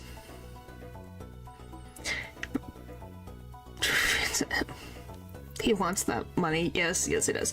Yes, he purposely makes his traps not harm the human, because he does not want to hurt the human, he just wants to capture the human. Because it's specifically, you capture a human. They're not told that they're going to be slain for it. Oh, stand for Papyrus. Unrelated, but do you see who asks these questions, or are they anonymous? Oh, I see who asks certain questions. I see who asks which questions, if that is what you're wondering. Yes, I see every question that someone asks. And I know who asked that question. Is Undying cooler with the mask or without it? I think she's without. I think the armor's just there for combat reasonings. But because the human is inherently... she sees the human as weak, she doesn't really need the armor, if that makes sense. Who is your favorite seal? There's not really a seal in Undertale, but if we're talking about, like, regular, I like Arctic seals. Is Undyne's hair actual hair or just wacky scales or a fin? From my understanding, it's actual hair. At least that's my understanding, is that her hair is actually hair.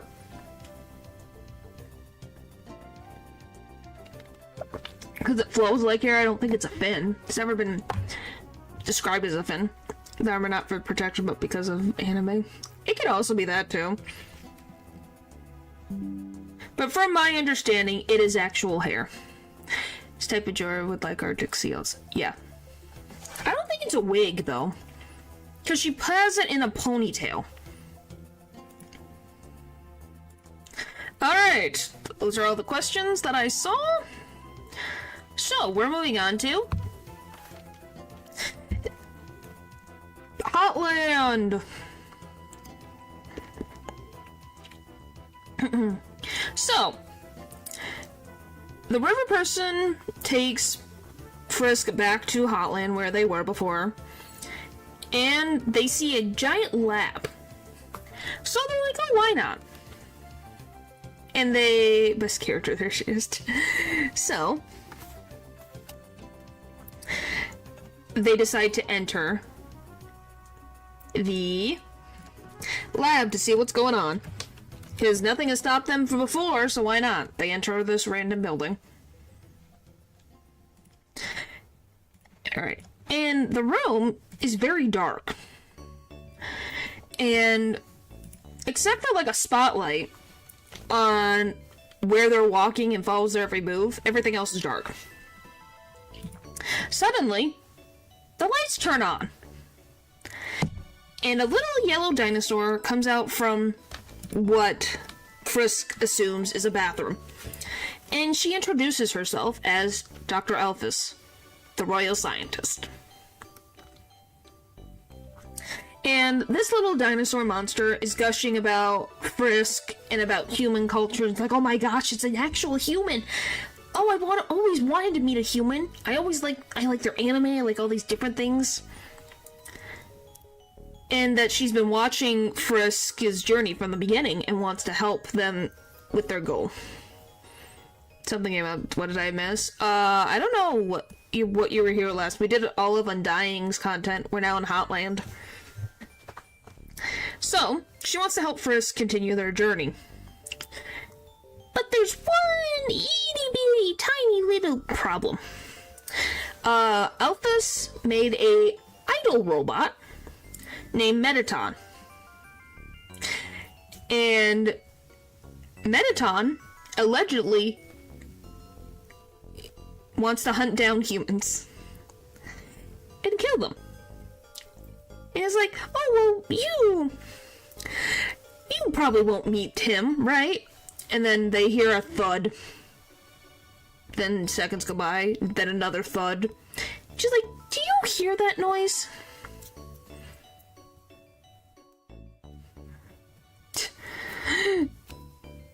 Well, it's because she is doing other things, is why Alphys is not on the No Mercy run.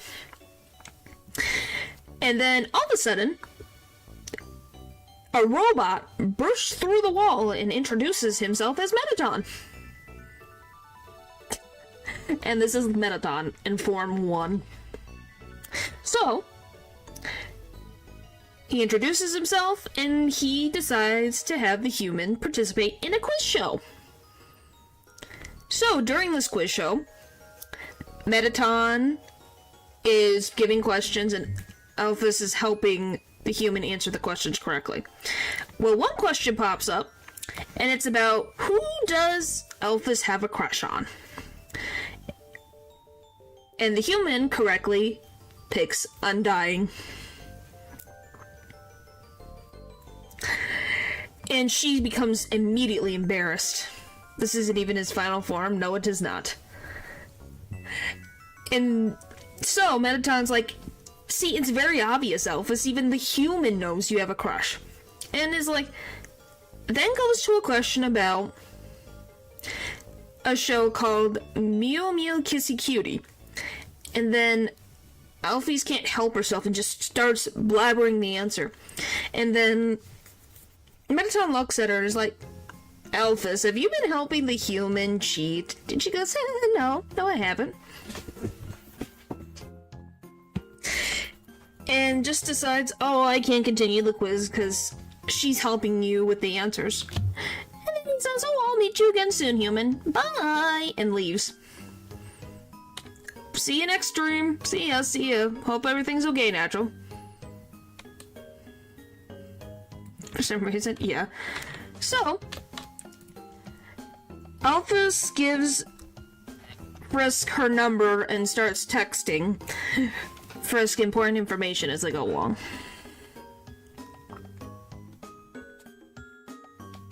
Oh boy.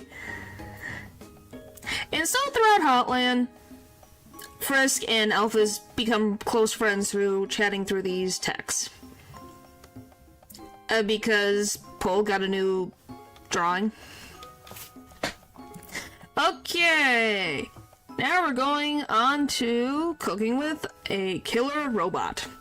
So Frisk continues to walk through Hotland and meets a bunch of different monsters, becomes friends with them, and walks into another completely dark room. Doesn't think much of it, just continues walking, and then all of a sudden, the lights turn on, and there's a camera, and there's a robot, and Metaton introduces cooking with a killer robot. So, Metaton slides into the show and set to make a cake with Frisk. And the robot talks about all the little ingredients that they need, so Frisk goes and gets them. And then it says, we need to do one last special secret ingredient. A human soul. So then the robot pulls out a chainsaw and goes closer and closer to Frisk to, get the last ingredient. Well, you just have to ask Natural to ask you to help with drawing. And before Mettaton gets close enough to, start slicing away, Elvis calls on the TV phone. And she is like, so, what if someone needs a vegan substitute? What if they're, allergic to human souls? So, Mettaton is like, oh yeah, a substitute? Oh sure, I have a substitute. So,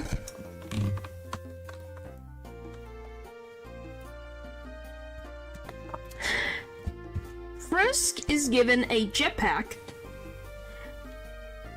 which, if you didn't know, that jetpack was a freaking module that Elvis added to their phone. Because they need that because Mettaton decides, the substitute needs to be a challenge.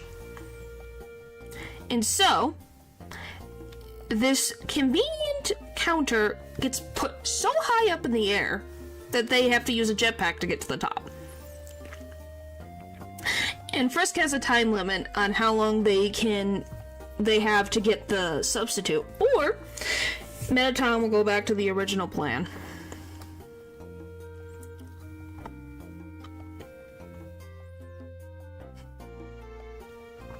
So, Frisk is able to easily make it to the counter on time, and Mettaton applauds and says, you had really good determination, you made it. But I already made the cake anyways. And then leaves. So Frisk flies back down and continues forward.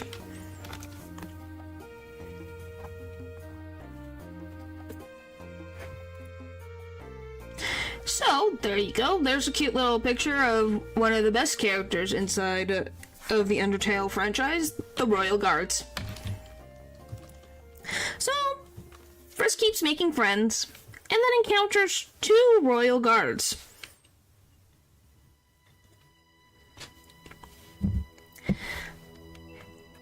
And these 2 Royal Guards have known each other for a very long time. And Frisk is able to bring these 2 together for one of the nights to be able to confess their feelings. So, 01 and 02 are able to now date and go on an ice cream date. So they go to get ice cream together.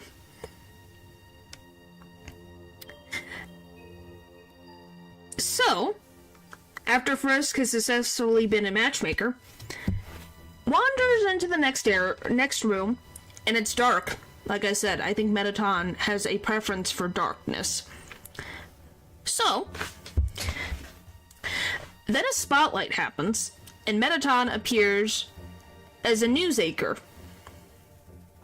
and says, Frisk, I need you to find something to report on. So, Frisk is wandering around in this dark room and bumping into everything until they find a dog. A little white dog.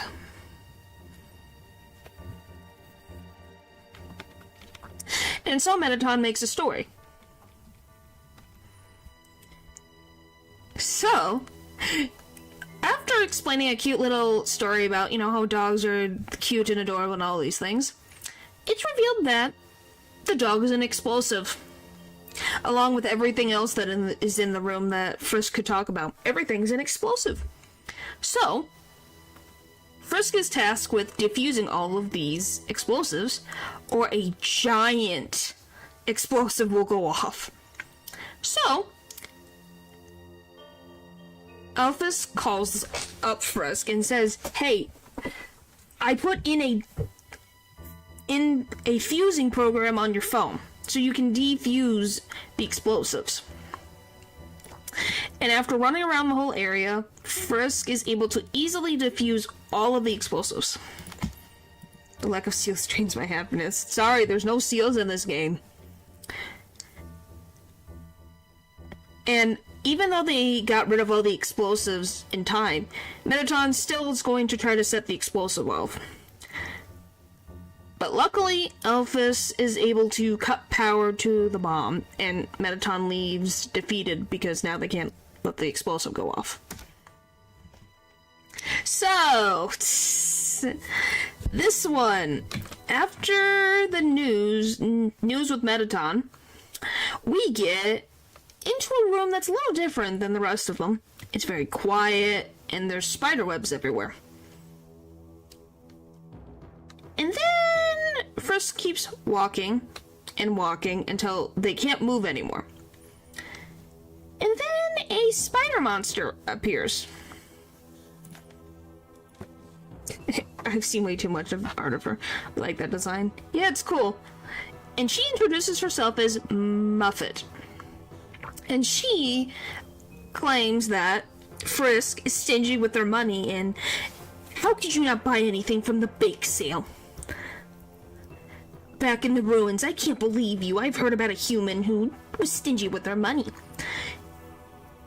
And now, Frisk is jumping between webs to avoid her pet, which is this little cupcake over there, or muffin, as they would say. And throughout the battle, it gets difficult and difficulter, and then Frisk, a little tired, decides to take out the spider donut from the ruins and eat it. And Muffet accuses the human of stealing this donut and gets really angry. Well, conveniently, a spider, a tiny spider, goes up to Muffet with a telegram. And let me go, like, right here. And it's from the spiders in the ruins. She says that, oh, Frisk did buy something from their bake sale. And that because of their patronage, Muffet can now get a limo for the spiders in the ruins to come to Hotland. And she thanks Frisk for their purchase of the donut and says, oh, I can wrap you up in the web and you can play with my pet again anytime you want, with a little laugh. And then she goes back to manning her stand for the croissants and donuts. So Frisk takes off all of the webs and moves on. And the underground, yep, she was buying a limo because the spiders would have a hard time dealing with the cold of Snowdin to get to Hotland. So she needs a limo to move the spiders. So, Frisk continues forward and sees a poster on the wall, and it's Mettaton's next performance. And it says, oh, it's gonna start very soon. Muffet, because she forced me to pay her something. Yep. Yes, she made us a jetpack out of a phone. And a defusing thing. Temmie and their implications of the lore. I do not have Temmie in here. I didn't really know how to include Temmie into this.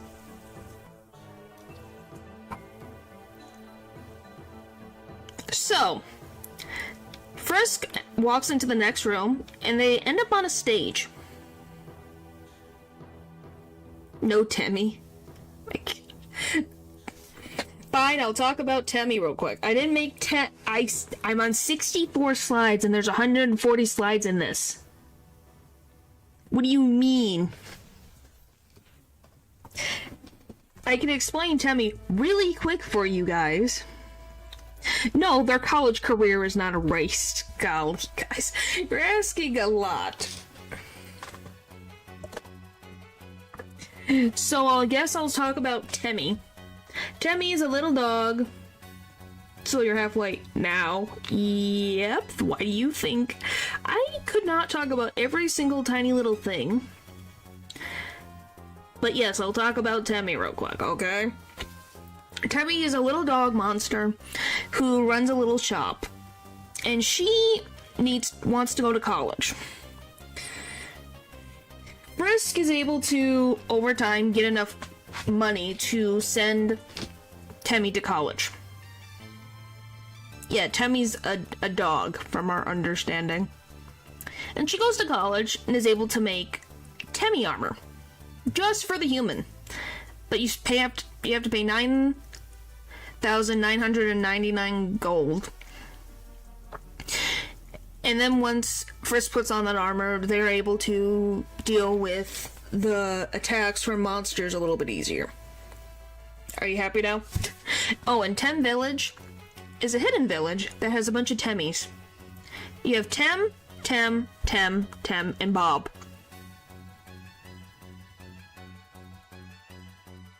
And we don't know if Temmie is all Temmie or not. So unlike if it hasn't been touched yet. Yeah, Temmie is Temmie Chang's avatar, yes. There. Are you guys happy now? I talked about Temmie. But there. Temmie is able to help Frisk with their journey. Like in Naruto. Yes, a hidden little village off to the side. Anywho, so Frisk ends up on a stage, and a familiar robotic voice starts singing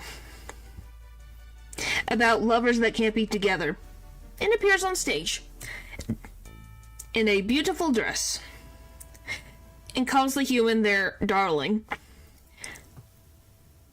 And then, after he's done singing, he pulls out a remote, and then pushes the button on it, and Frisk falls into what Mettaton calls the dungeon. Thank you for your academic thoroughness.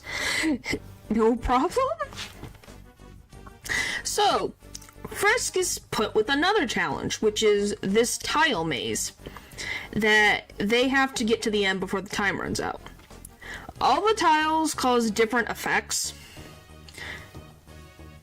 and Frisk doesn't even make it halfway through the maze when the timer runs out. And fire is put on both sides of them, and they get closer and closer and closer and closer. Mettaton but make him boot hilt. Golly.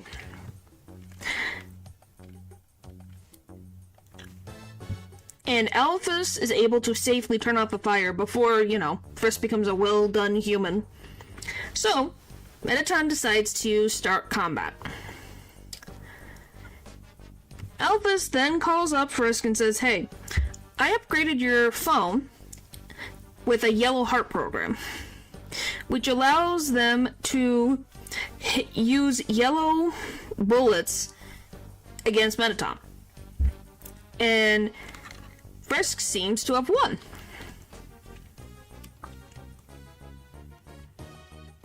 I'm just making sure. Okay. So, Mettaton dramatically leaves, like, "Oh, I've been defeated. Oh, no," and runs away. So, Frisk thanks Alphys for all of her help. And Alphys expresses her gratitude for Frisk. And that the human is able to make her come out of her shell and be more confident in herself than she was before, and thanks them for their friendship. So, the human is finally able to make it to Mettaton's resort, or MTT for short. This is the last area before Asgore. And Frisk decides, there's a little weird alleyway over there with a red arrow on it. Let's go see what it is, and wanders over. And meets Ratty on the left and Caddy on the right. It's raining somewhere else. Yep. And these two sell Frisk a mystery key that they have no idea where it goes to. They just found it, and they're like, oh, we'll just sell it. So, with this key in hand, Frisk goes around the underground, trying to find where this key goes. And they end up going to Waterfall, and use the mystery key on the house next to Napstablook's. This is Napstablook's house, this is the other house that was locked. And they use the key in, and it opens. Inside the house is a bunch of diaries with only one entry in each of them. And each of these diary entries describe Mettaton's identity and past, which is Napstablook's cousin. And Mettaton is also cousins to the dummy ghost in the ruins and in the trash dump. So, the ghost that becomes Mettaton meets Elphys for the first time at a human fan club, which is explained in the diaries. I never figured it out. Yeah, that's what it's for. So this is Mettaton's house above me. This is what his house looks like. And I'm not kidding you. These 6 diaries have one entry. One. Per, because he liked collecting a bunch of diaries, I guess. So, after Mettaton and Elphys meet for the first time, they become friends. And Elphys brings a blueprint for Mettaton as a surprise. It's a blueprint for a body that she's making for Mettaton, based on his ambitions and wants for himself. And he's so excited to finally have a body that makes him feel like himself. Didn't know how to use diaries. No, he just wanted to collect diaries. Yes, she did. She made a vessel for a ghost to go in, but she did make the robot. That much is very much true.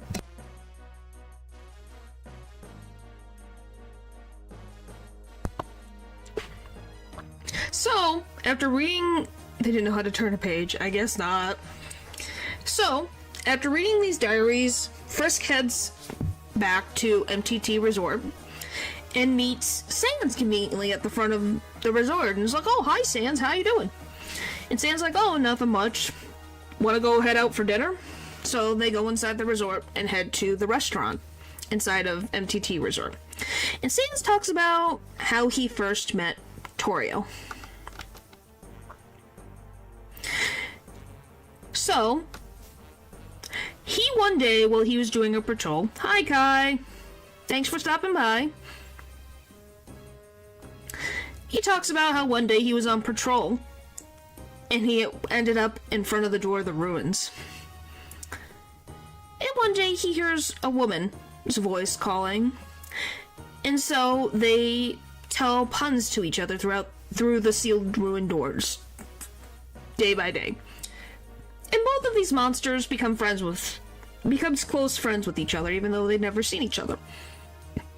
And she sounded sad one day, so he asks, what's wrong? And then she asks him to make her a promise. Yes, very bad puns.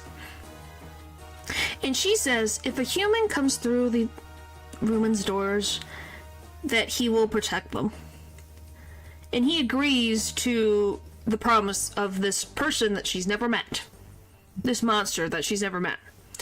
And explains that this promise that he made to this woman he's never met is the reason why Frisk is still alive right now. Because if he didn't make that promise, Frisk would be dead where you stand. And then Sans composes himself and says, take care, Frisk, and disappears into the wall. I don't know if that's how you want to see that. I think they're more good friends. JK, unless. No. So, after the dinner date Frisk continues through the core. Well, continues through the resort and then ends up in the core. So, what is the core? Which is the thing above me. But we did meet Sans just out of the ruins. Yep, we did. So the core is the generator of electricity in the underground. That's where all the monsters get their electricity. They are able to function with similar amenities as humans because of the core. So, once Frisk steps inside the core, everything goes wrong. Alphys tries to guide Frisk through the core, but ends up leading them to dead ends, to different laser patterns, to combats with monsters that luckily Frisk is able to become friends with and avoid actual harm. And Alphys apologizes that she doesn't know why these mistakes are happening. And she, before she ends the call, she kind of mumbles under her sigh that about a plan going wrong. So, despite all the random obstacles, Frisk is able to make it to the last room of the core. Safely. Maybe with a little bruises, but otherwise fine. So, the human comes face to face with Mettaton! Again. And Mettaton decides that the jig is up and decides to say the truth. And what is that truth? Is that all of his encounters with the human were all staged by Dr. Alphys. He purposely had these encounters happen because Alphys wanted to be a part of the human's journey. And the only way to do that is by the human being in danger and needing help. So, glad that he's got the truth out there. He explains that he really likes humans and doesn't want to actually kill Frisk. And just wants to be able to go see the human world because he's been so fascinated by that human world, and that's why he became an idol in the first place. The jiggle bluff, of course, rigged from the start. Yep. So, he talks about how, yeah, Alphys will be coming here any moment to try and stop me. And conveniently, after he says that, the door that Frisk came out of, its knob shakes, but it doesn't open. And you hear Alphys' voice, and she goes like, "What's going on? Why is it locked?" So, Mettaton says that it's time for a new plot twist, and pulls out his microphone and activates the podium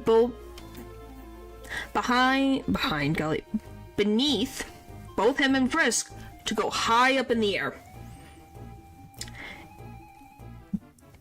Everyone on the surface thinks Alphys is terrible until you realize she's the most important character. Yep. And they rise high up in the air, and Frisk starts avoiding Mettaton's attacks that they've dealt with before. And then Frisk gets a call from Alphys, and she says the best way to defeat Mettaton is to hit the switch on his back. So, they say to Mettaton, "Hey, look over there." So then Mettaton turns around and flips the switch.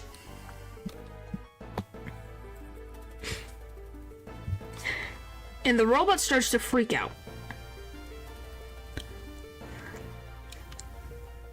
Porn can't be denied. Yep. No, I'm just telling you that it's exactly what Mettaton does. So, Mettaton starts to freak out. Mettaton's body exudes a lot of smoke, and then he transforms into a humanoid robot called Mettaton EX. And the real battle begins. Climate change, golly. So, Frisk is now being watched by cameras because everyone is watching this fight happen. So, depending on what Frisk does throughout the fight, will increase or decrease the TV viewership from the monsters in the underground. And one by one, as Frisk continues to, use their phone to use little bullets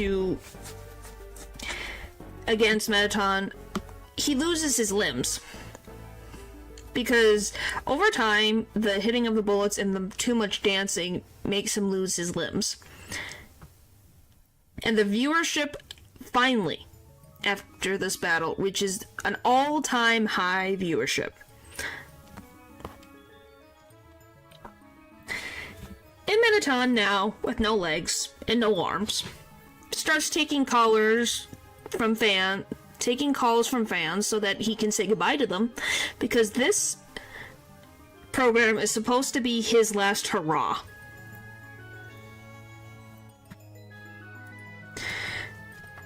Because he's planning to take his program up to the surface when he gets Frisk's soul. So, he answers the call, and the caller expresses their joy for Mettaton being able to shine on the stage like they always knew that he could. And they're sad to see them go. And thinks, oh, am I talking too long? And then says goodbye. Mettaton tries to stop the caller from leaving by starting to say their cousin's nickname, Blocky, but before he gets the chance to finish, the caller hangs up. More callers phone into the show and talk about how Mettaton has positively affected their lives, how they're so enamored by him, that he's fun, he's entertaining, and they are sad to see him go. And Mettaton decides that he needs to stay in the underground just a little longer, because he's the only TV star that the monsters can look up to. The humans have tons of them, but the monsters only have him. So he'll stay around for just a little bit longer. By the way, here's Mettaton in colors. Isn't that cool? So, he tells Frisk that he believes in the human to be able to defeat Asgore, and tells them good luck. And he starts slowing down because this form of his is not energy efficient, so he drained a lot of the battery, and he goes into sleep mode. The door then unlocks, and Elphys rushes in to see what's going on. And she goes over to Mettaton to see if Mettaton's okay. And she looks all over him, checking his parts to see what's going on, and she sighs in relief, because Mettaton obviously only needs a few repairs and a battery charge, and he'll be good as new and okay. Monopoly to his own as an influencer. Yes, he does. So, time for questions again. Alright. How closely do you relate to Elphys, Ren? I can relate to her in definitely a ton of instances. Being a socially awkward being who likes anime, but I have never made a robot. An idol robot. Is anime real? Yes, anime is real. That just depends on what you mean. Anime as a medium is real. Are there slides about certain rare events or just fun value in general? There is about a certain character that we'll get to eventually. So yes, technically there is fun value stuff. Who made anime? It's this particular person that I can't remember the name of. Anime technically was made a long time ago until it became actual animations. It used to be through, puppet shows? Or storytelling shows? Not really puppet shows.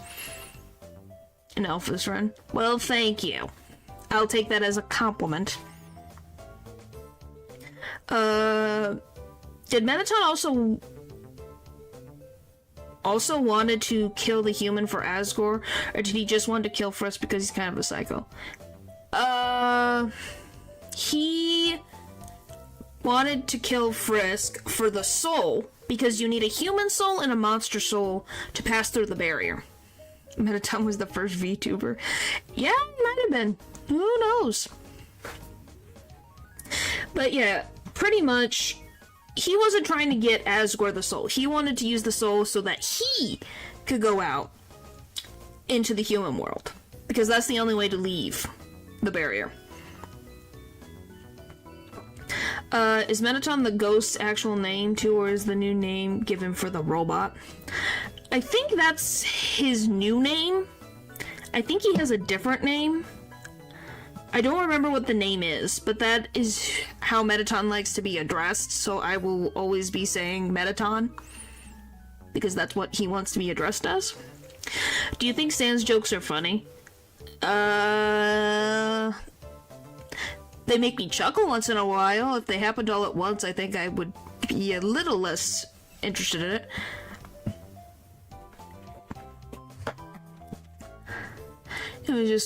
It's just Japanese for animation. All animation is anime in Japanese. This was just a West thing, causing anything come from outside is different from what we do. Yeah. I guess.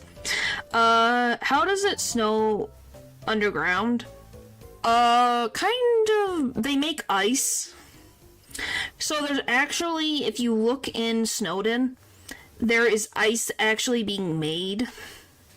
So I'm assuming magic is used to make ice, which then gets put into the water, and then that gets put up into clouds that cause rain to happen. / they're in the equivalence of a cave. So caves obviously can drip water from above ground, stuff can happen, so it's definitely possible. Do you prefer Mettaton or Tenna? I definitely like Mettaton more. Tenna's fun, but Mettaton's a lot more fun. Do you like the way... What the frick, paper?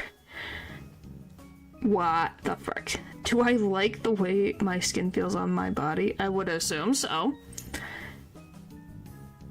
Mettaton didn't feel that way about how he looks, so that's why this new body was able to help him.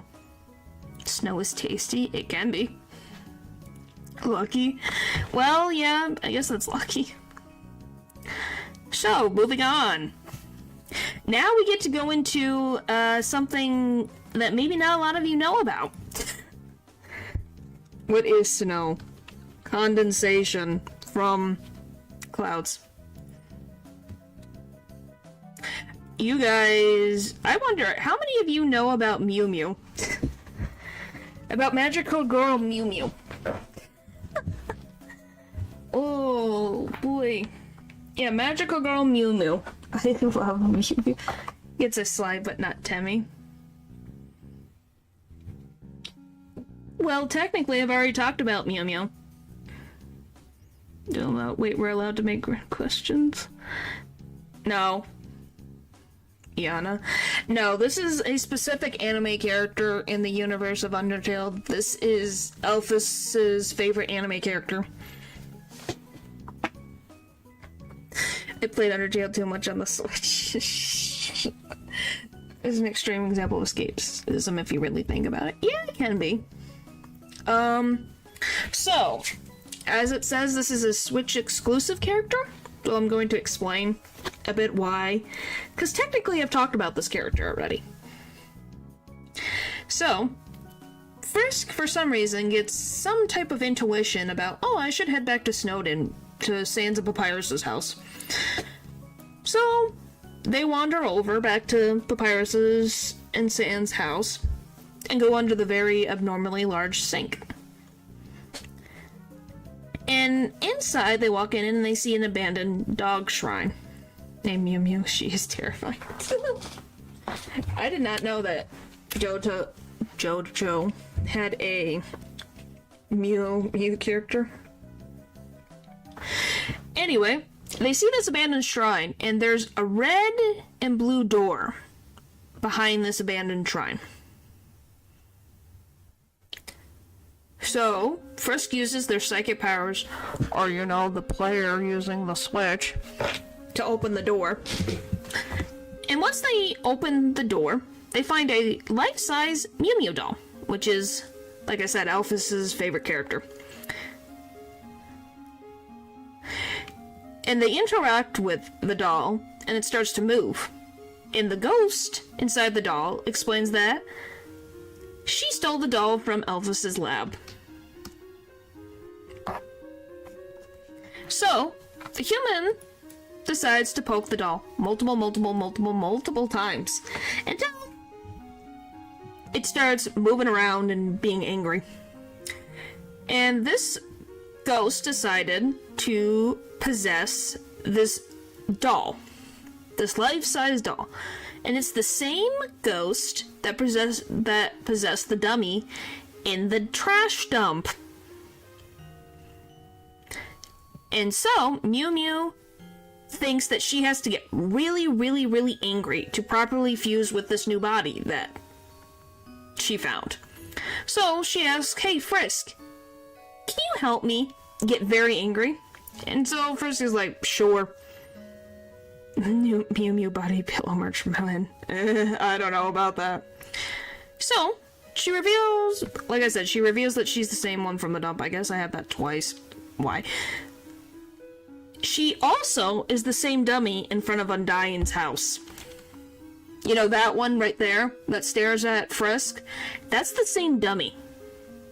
Undertale, there you go, gamers. Yep.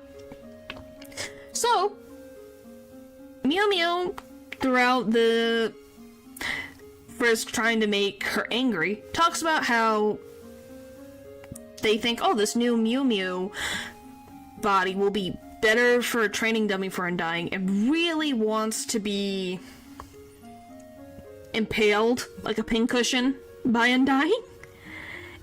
And she has a big crush on Undyne. Like, she makes it very clear that she finds Undyne attractive. So, when Frisk tells Mew Mew that, Undyne already has someone that she's interested in.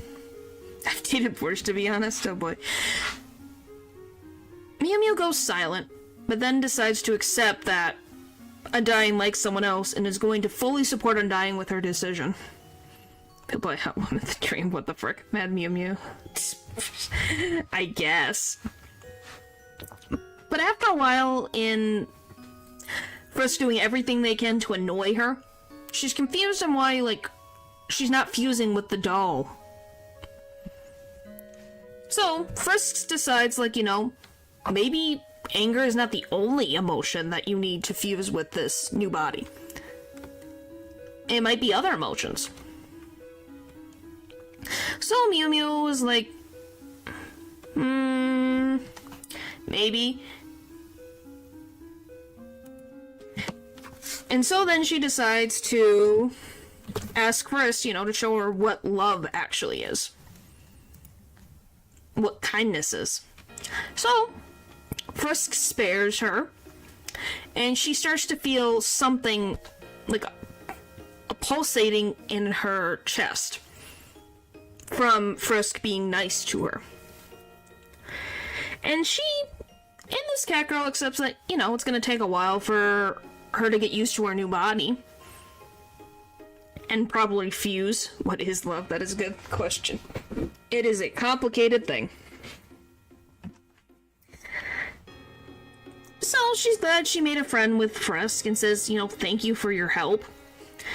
And the magical girl leaves to go find Undyne to hang out with her. I want to show the character wolves. Oh my gosh. So Frisk then is like, okay, gives thumbs up, and then heads back to the core to go talk with Alphys.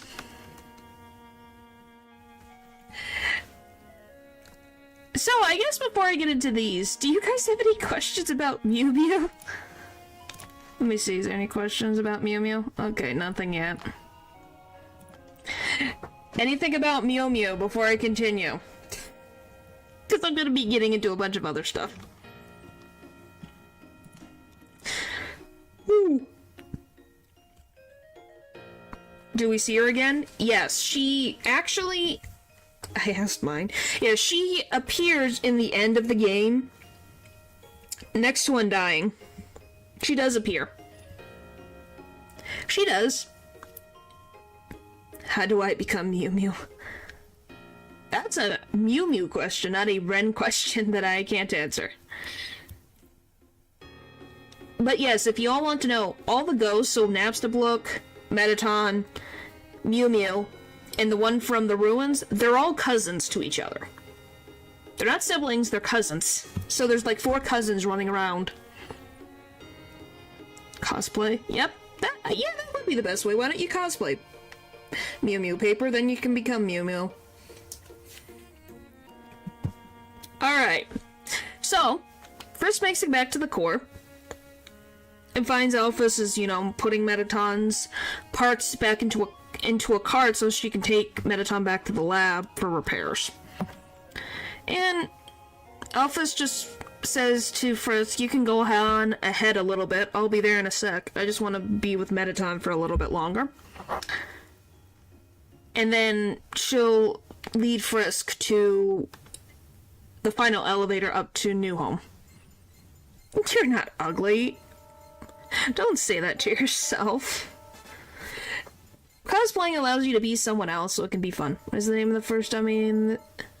There's Napstablook, Mettaton, Mad, Mew Mew, and Steven. I have no idea. They never give us the name of the one in the ruins.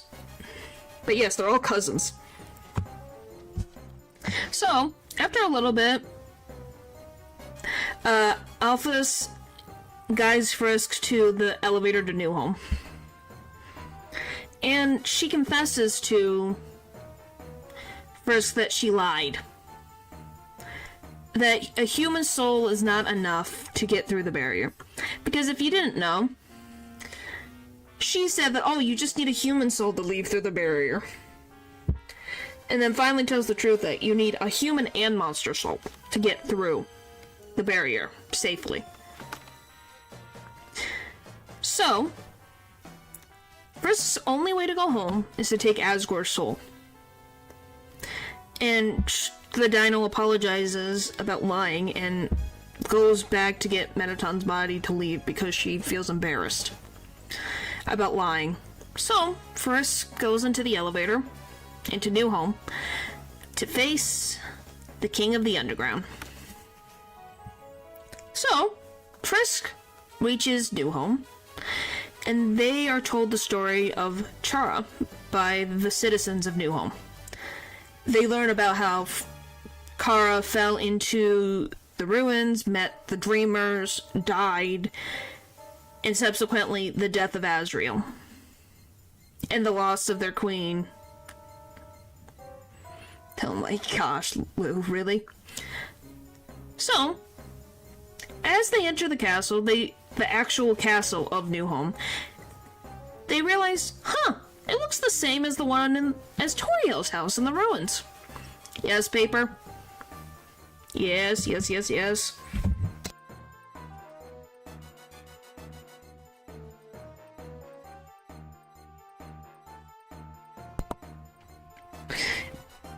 No. Don't do that. Do not.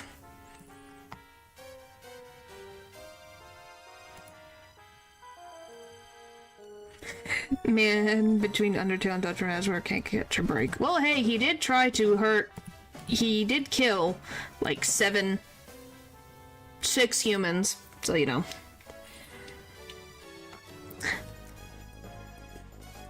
So, they walk through the castle, and they end up in a hallway. A very long hallway, that they walk and they see a sign for the throne room. But then they look to the right, and they see, oh, the hallway keeps going. So they decide to continue down the hallway to see where it goes. And they end up in the basement of the castle. Why did the only things I love autocorrect. He's getting his back, trust, golly. No, she does not. As I jumped down a hole on top of them, they weren't going to live long. They have a survival instinct of a sheep. Yeah, I'm just saying. So the only things that Frisk finds in this basement is 7 coffins, and the only one that they're able to see with writing on says the first human on it. And they look inside, and there's nothing but bandage wrappings. So, after they look around all of New Home, Frisk goes to meet Asgore. And the king is very friendly and greets Frisk with a smile and offers, to have tea together. And then they go behind the throne room and he shows the barrier. And Asgore looks to Frisk and says, "I'm sorry that they couldn't become friends if they were only in different circumstances." And starts the combat. Don't underestimate holes, golly. So, the battle drags on for a long time. Because Frisk has to initiate combat, or they will die and have their soul taken away.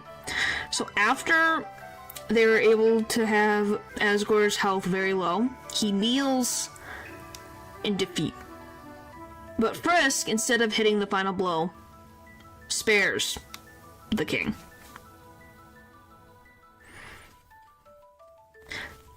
You get the neutral ending. So, Asgore agrees to exist with Frisk and, take care of this human. That they'll live together in the castle and be happy.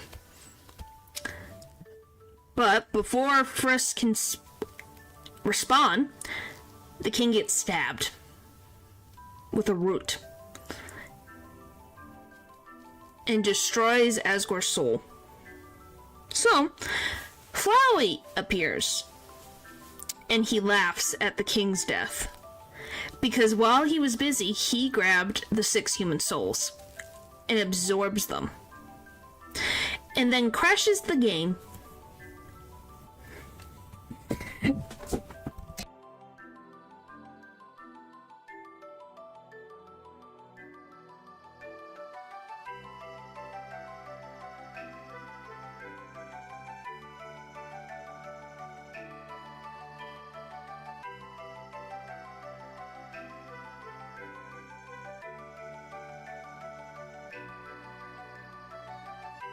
Sorry I had a coughing fit. Oh, my eyes. I'm okay. Goodness. But yes, as you can see here, the game actually crashes and closes. So, when the player opens up the game, Frisk's save file is replaced by Flowey's name. And by selecting the profile, everything starts as normal. Like, as you can see at the bottom, long ago 2 races existed. One day they all disappeared without a trace. Is different than the normal opening. So, the scene corrupts over time. And then Frisk finally loads back into the throne room. But everything is all black. Yeah, it's really cool art. It was a bunch of tarot cards that was made for Undertale with a collaboration with an artist. Yes, paper. So, Flowey appears and powers up from the 6 human souls and becomes Omega Flowey. So much, yeah. Other than your dog, who is the teacher. Small Ren. There. And throughout the fight with Flowey will use the power of saving and reload to get an advantage over the human. So, as Frisk loses their health and they die, Flowey will laugh at their loss. But then we'll bring them back again so that they can fight again, and again, and again.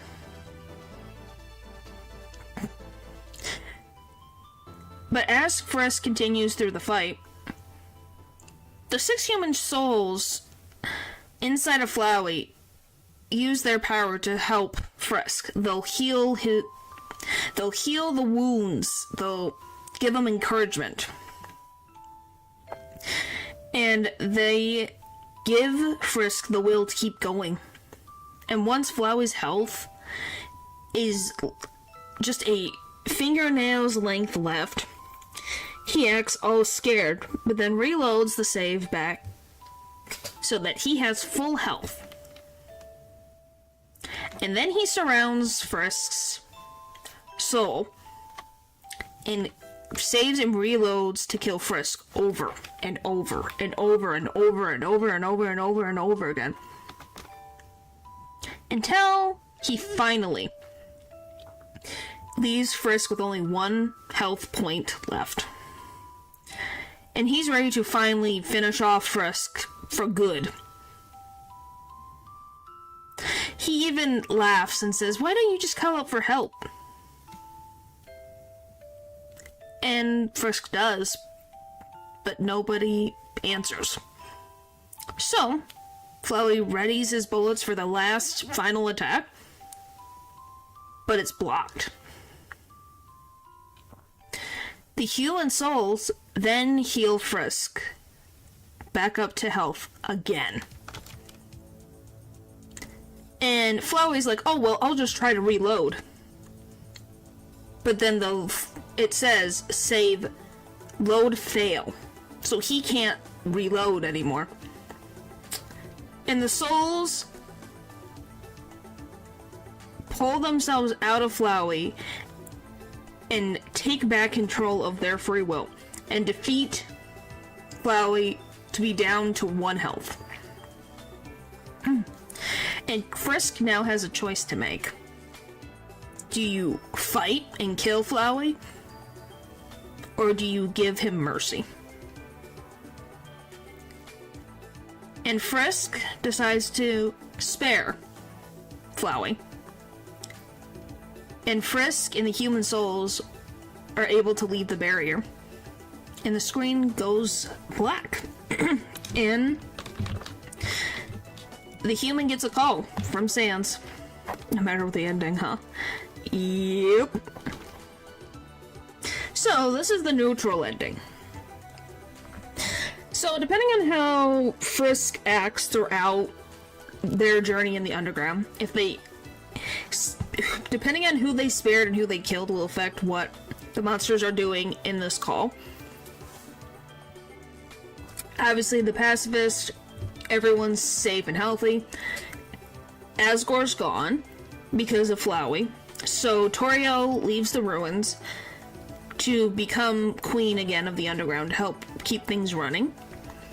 The barrier still is up, and the human souls have completely disappeared, and they don't know where they went. Sans wishes Frisk a good life, and that hopefully that they're doing good where they are, and ends the call. And this is where the neutral route would end.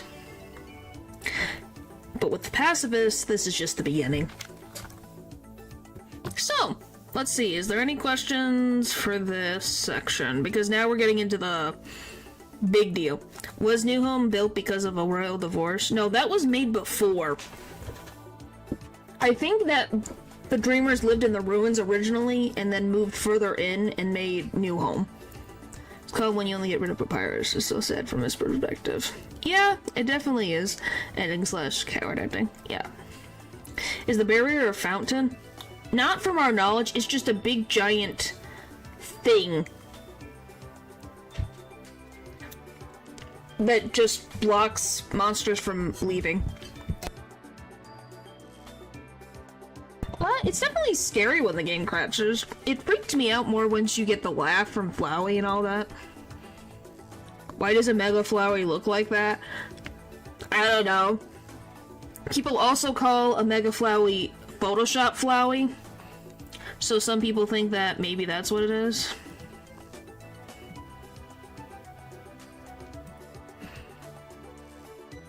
So, you know, that type of stuff.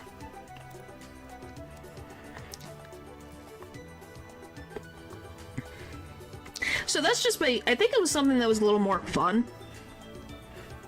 Because if you didn't know, there's a face that appears here besides Flowey's that is Toby Fox's actual face. So, you know. Because PNGs are the best, that's why I bet Flowey looks like that. Yep. I don't know. What shape does the barrier has? Oh, the barrier has... Where is it? It's all the way back here. I went too far. This is the barrier. This white entity thing, that's the barrier right there. For some reason, it's a white pulsating thing. That just is there. That's what we know what the barrier looks like. But yeah. So, I'm gonna lean down here so you guys can see the best thing that I worked on here. A sphere rather than the underground that doesn't let them out. Yep. I think so?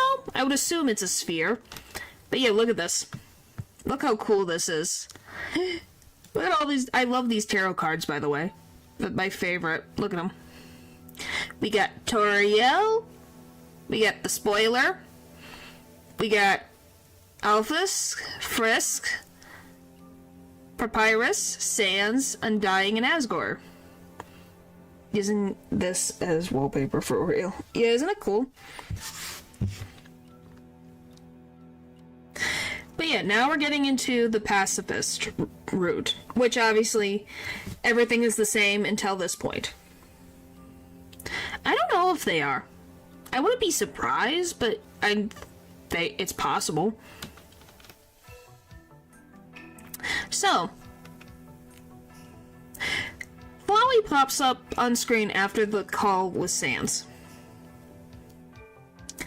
and asks the player, not Frisk, the player, are they happy with the ending that they got? There's a certain specific character card with a certain sprite, but it was removed by Toby for some mysterious reason. That's why. Yeah, it's because it's not canon. That's why. Reselling market for these things for those goes crazy. I have no idea. But yeah, they're very cool art. So if you ever go onto like the wiki, they're on there so you can really look at them. They're really nice. So he asks. Flowey asks, oh, why did you spare me? If you just didn't care about anybody and just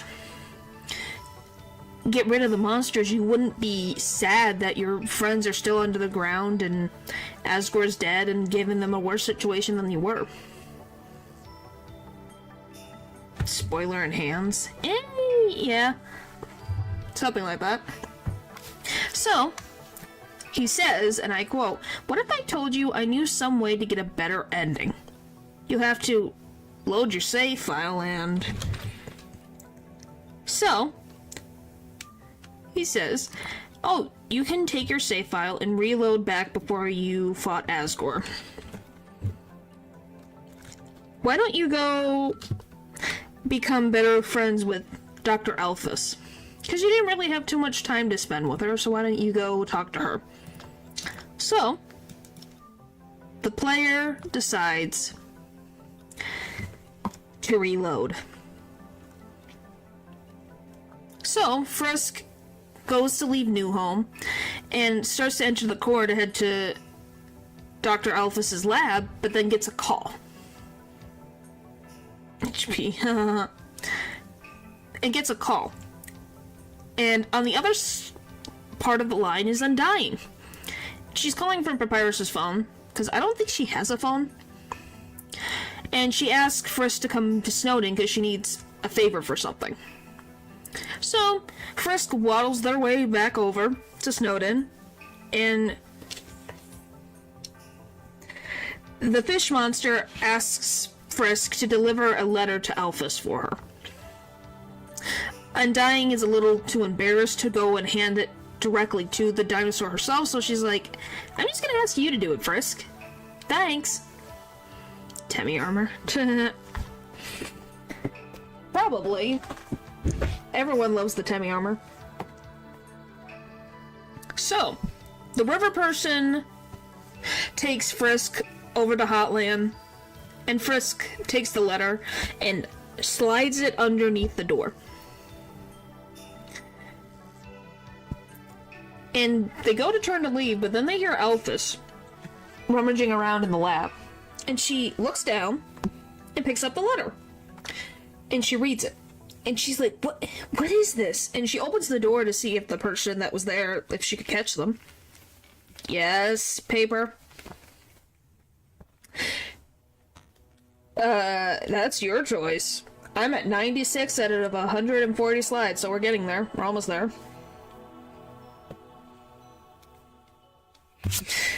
And she thinks that Frisk was the one who wrote this letter, and she feels very embarrassed.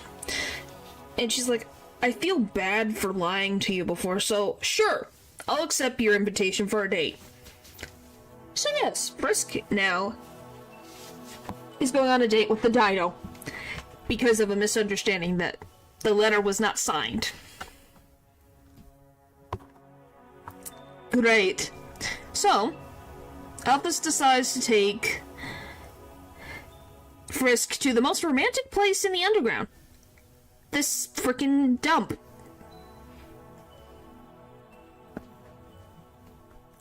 And she is very nervous about this date, and she tries to give gifts to, lighten up the mood. But all these gifts are catered to a certain fish monster. Like metal polishing and stuff for her spears. Catfishing the fish. Ironic. Yep. You're fine, paper. Relax. Send him to detention. I think you guys are just... You're... What freaking detention? You guys are fine. Golly. Just learn to get along. Wow, Alphys is horrible at dating. Well, she's never really dated before. So she's just like, oh, never mind about the gifts. Let's just start the date. So, they start talking, and the dinosaur scientist talks about how her and herself, God, that she and Undying would come to the dump to look for, interesting junk for her stuff in her lab, or something Undying could use to help with traps and things like that. So, just as she finishes talking about Undying, she sees Undying walking towards them at a very fast pace. And so she's like, oh no, I don't want to be seen on a date with you. And then she hides in the nearby trash can. Oh, by the way, I want to move over. What do you guys think? Isn't Undying look very nice in her date outfit?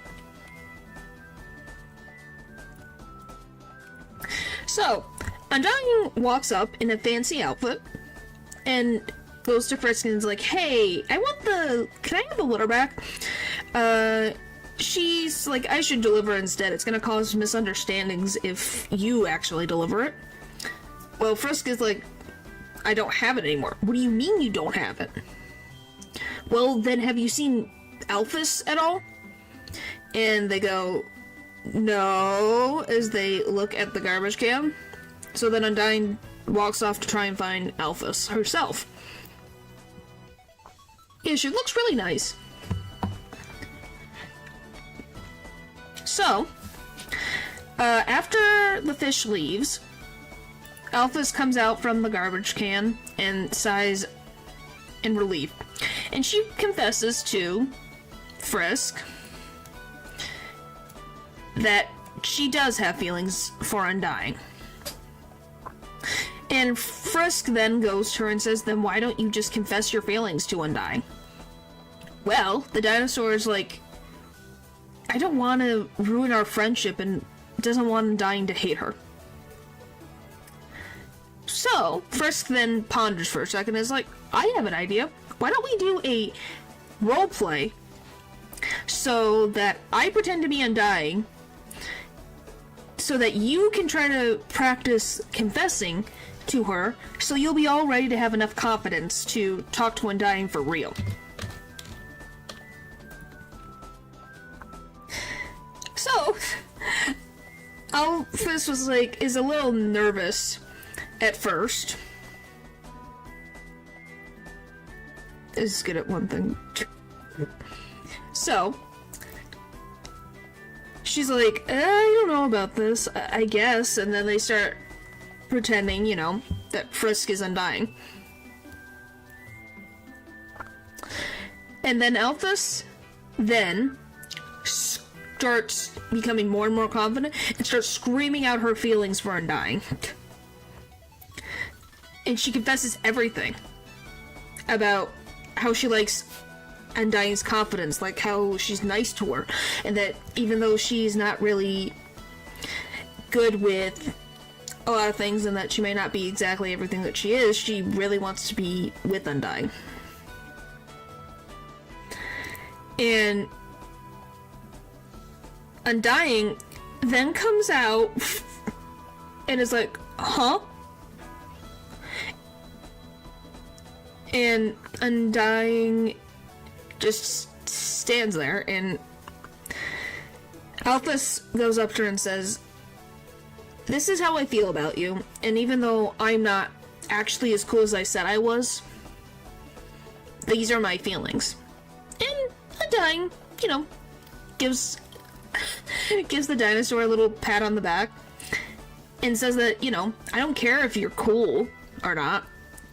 I like your passion, and wants her to gain confidence. So, she throws Alphys into the trash can and says she has the perfect trainer in mind to help the scientist with her confidence. So, she says, I'm gonna get Papyrus to do it. And Papyrus pops out from the scrap pile to train Undying. Story of Undertale? Yep. So, the skeleton tells Alphys to run and talk about how positive affirmations about themselves. And Undying goes up to Frisk and says, you know, thank you for being honest about, you know, that anime is an actual thing that exists. And then leaves, you know, to go follow the other two.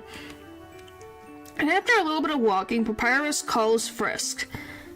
It says a weird little tidbit of, like, you know, they finished training early, and that they should go see Alphys for some reason. As my play that song after the presentation. What? I don't even know what you're talking about. What in the world, paper? So, Frisk decides to travel to Hotland, and the door of the lab is open. They look around. Yeah, Papyrus calls Frisk. And they look around, they can't find Alphys anywhere. But then they look down and they see a letter. So they pick it up and read it. To be Papyrus. Maybe, we don't really know. So, Alphys starts the letter off with, you know, thanking the human for having faith and supporting her and her bettering herself. But for her to truly move forward is for her to be able to acknowledge her past mistake. And in the end of her letter, she says, if you want to know the truth of what I've done, go into the room directly above this letter, which is what Frisk thought was a bathroom. So they wander in, and it turns out to be an elevator. So Frisk enters the elevator, and they don't push any buttons, and it moves down all on its own. And as they're going down, the elevator starts to malfunction and crashes down on the final bottom floor. There is no power to this frickin' thing. None of the buttons work except for some reason, the elevator door slides open and there's only a little bit of light. So, the human steals their resolve and walks into the new unknown. So, Frisk wanders around this area that looks like a laboratory and finds data entries along the walls from Alphys that talks about her research into determination. So, with the help of blueprints that Alphys found, she was able to successfully extract determination from the human souls that Asgore kept in the basement. So when she told Asgore of this success, Asgore sent news all over the underground for any fallen down monsters to be brought to the palace. So, these monsters that were in a comatose state were injected with the human determination. And one day, these monsters that were close to death started to move again. And Alphys saw this as a success and would now tried to figure out a way to make a vessel. And why was she trying to make a vessel? This vessel was to contain all the monster souls and human souls. Because monsters cannot absorb other monster souls. And the same thing is for humans. Humans cannot also absorb other human souls. Yeah, vessel. So the only way for the monsters to be able to safely leave the underground is to combine, to have a host that can hold human and monster souls safely. Hollow Knight reference, holy cannoli. Something like that. But yeah, the vessel cannot be a human or a monster, or they can hold the one soul of another. The humans just haven't tried hard enough. So, this vessel, based on her theory, would be able to break the barrier and free the monsters from the underground. So, what the note says describes the test vessel as a golden flower. So, at some point, the test vessel just disappears. Alphys doesn't know where they went and decides it's not a big deal. We'll do other tests. The awakened monsters then start melting and molding together. And these beings get dubbed as the amalgamates, which are these guys over next to me. So, throughout the lab, as Frisk is looking through these data entries, they encounter these different amalgamates still inside the lab. And some of them are very friendly, and some are very aggressive towards Frisk. But Frisk is able to outrun them and duck and cover at the soonest opportunity. So, Frisk at one point walks past this machine right here, which is called the DT extraction machine. This is the machine that was used to extract the determination from the human soul. So this is the machine that made the determination experiment successful. Caster blaster, something like that. Well, the human wanders into a room far off on the side, and it has a TV and a bunch of VHS tapes. Cool designs. They do. The tapes don't really have any footage, but they do have audio. So, Frisk decides, I'll let them play and hear what they have to say. Yeah, the secret lab, or the true lab, is really a cool part. So, the different tapes are different moments in time in the past, when Kara was alive. The two siblings of Azrael and Kara, they're hanging out and goofing around. And you can tell that this is when both of them were alive, because they're having fun and being silly with the camcorder. The tapes are actually capture Azrael and Kara talking about a plan of sorts. So the day that Chara died. Kara tells Azrael that they're going to injure themselves so that they can give their soul to Azrael, so that Azrael can then go past the barrier.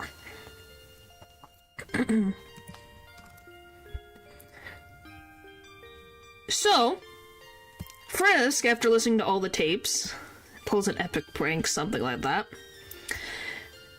Frisk makes it, after finishing the tapes, wanders around more, and finally finds the generator for this true lab. And turns on the power, so everything's good as new. Oh, I can finally take the elevator back up. So, but Azrael did an oopsie doopsie. Something like that. Well, because of the noise, the amalgamates enter the room, and they block the only exit. And they get closer, and closer, and closer to Frisk, until a voice shouts out from the darkness. It's Elphys! And she tells the amalgamates that she has their food ready. And they're all happily, and they run off to go get their food. The doctor goes up to Frisk and tells her that, yeah, this is what she did, and this is what she was afraid of. But they have given her the confidence to tell the families what happened to their loved ones, and send the amalgamates back to where they belong, their home. So then she goes to get the amalgamates ready to go back home. So, as Frisk goes and heads back to the elevator, one of the previously dark data entries lights up with a smile on its face. And in the entry, Elphys says that the flower vessel was a flower that came from the surface. Specifically, it came from a patch that grew in the area where Azrael died. And Frisk continues forward with this new information and gets into the elevator that slowly starts to rise.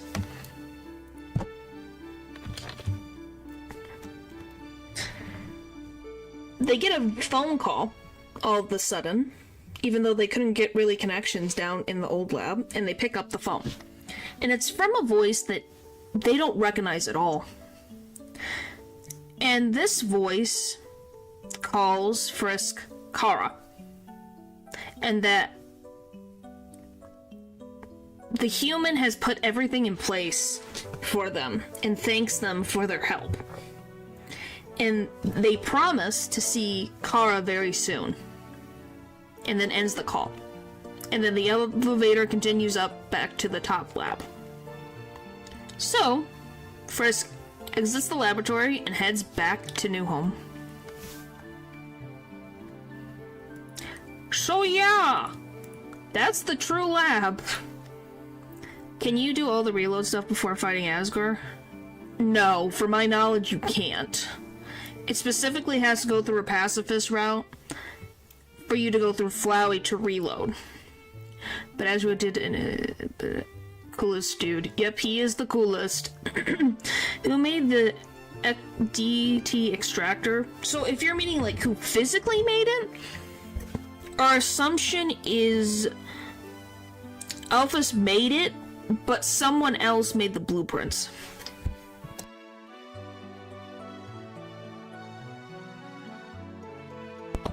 So Azrael came to life because his dust was on the flower that got injected with determination? Yes. Yes, that is correct. That's what I meant by determination caused different effects. But yes, Azrael came back to life because he died and had his dust spread all over the flowers.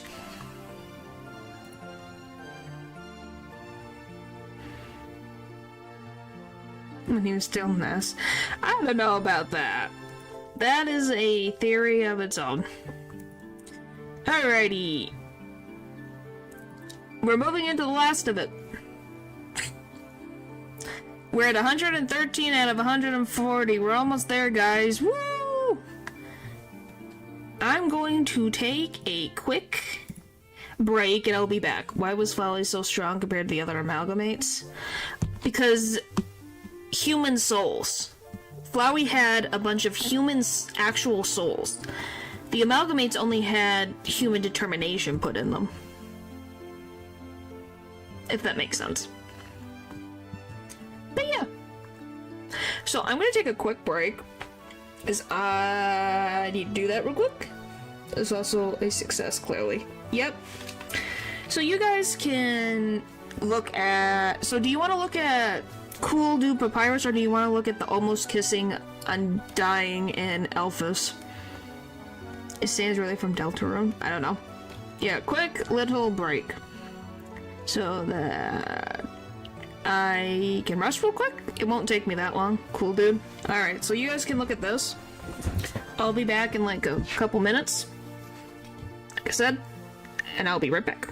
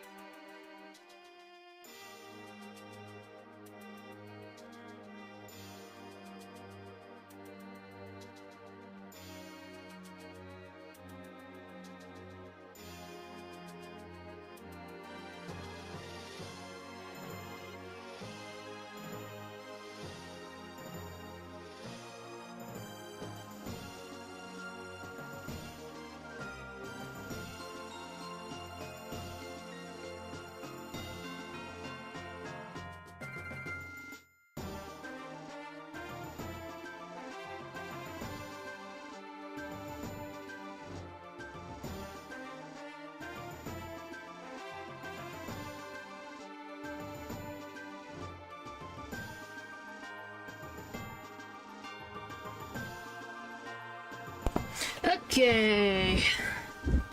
Ah.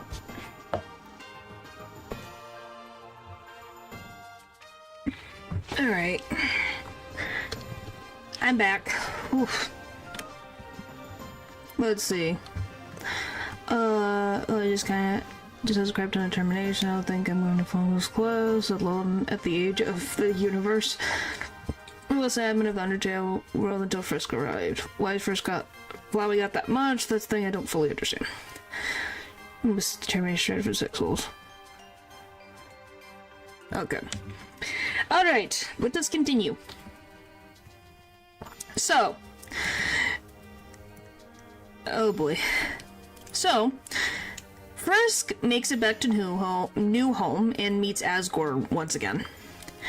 And everything plays out the same as it did previously, until Asgore goes to try to draw his weapon. Toriel shoots a fireball and pushes Asgore away. So, Toriel, along with Alphys, Undying, Papyrus, and Sans, they come in to stop the fight between Asgore and Frisk. And they all start getting along with each other, except for Toriel and Asgore, because, that's a lot of history right there. Is friendship magic? Kind of is. Even Metaton is there in the background, shouting to Undying and Alphys that, oh, you guys should totally kiss each other. So they go to kiss, but then Toriel tells them not to, because not in front of the child. So, to move on to this different subject, Alphys then asks Papyrus, oh, why did you call everyone to New Home? How did you know this was going on? And he says that a little itty-bitty flower told them. Because there's so much random frickin' things to explain. So, Alphys is, shocked by this revelation and then goes to ask another question. When thorny vines appear and capture all of Frisk's friends. And then Flowey appears and declares that I have all the human souls while no one was watching, and now is in control. It's almost nighttime. Yep, it's almost there. So, by combining the human and monster souls, Flowey can finally become a complete being again. I don't know. Fear and Hunger will probably take me a while. So, Flowey talks about how Undertale, the game, and I mean the game, has a win condition. If the player is satisfied with their time in the game, they'll leave Flowey all alone and bored. So, he traps Frisk in a box and takes down their health one by one until there's only one little bit left. And before Flowey can make the kill, Toriel blocks the attack with firebolts. The other friends are able to use their abilities to block all of Flowey's incoming attacks. Yes, Paper?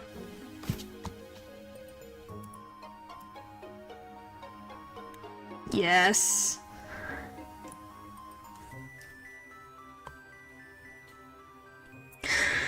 I think the bell rang hours ago. Oh, so you want me to end stream? I guess we won't do the rest of them. I have all of this stuff left. I guess not. I guess I can just head home. Bye, guys. I guess. See ya. We're working overtime.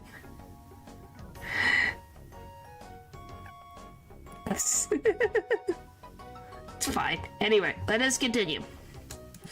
So. No, I can finish. I'm almost done. So. Anyway, so the other monsters join in. I already did the No Mercy run already. That was at the beginning. So, all the other monsters join in and block all of Flowey's attacks. And all of the monsters and friends that Frisk have made in the underground come to their aid. Flowey acts terrified, but then laughs at all of them being stupid and absorbs all of the monster souls, along with the human souls that he already absorbed. And he completely changes form. Not to a Mega Flowey, not regular Flowey, but he becomes Azrael Dreamer once more. And Frisk is dealing with a difficult fight ahead. They die over and over and over and over again. But their determination does not let their souls shatter, and they refuse to give up. They're so close to the end. They're so close and don't want to lose their friends and everyone that they've made, so they keep going. So, after a while, Azrael powers up to 100% and restrains Frisk from completely moving at all. And all they can do is just struggle. And the point of the plot, okay? The plot. We're playing the role of the plot, okay? So, with nothing else to do, they reach out to the souls within Azrael. They reach out to Toriel and Asgore, and reminding them of happy times and that their life is not at an end just because their children were lost. They need to continue living to remember them. Undying knows that she doesn't have to fight all the time to be accepted and known by people.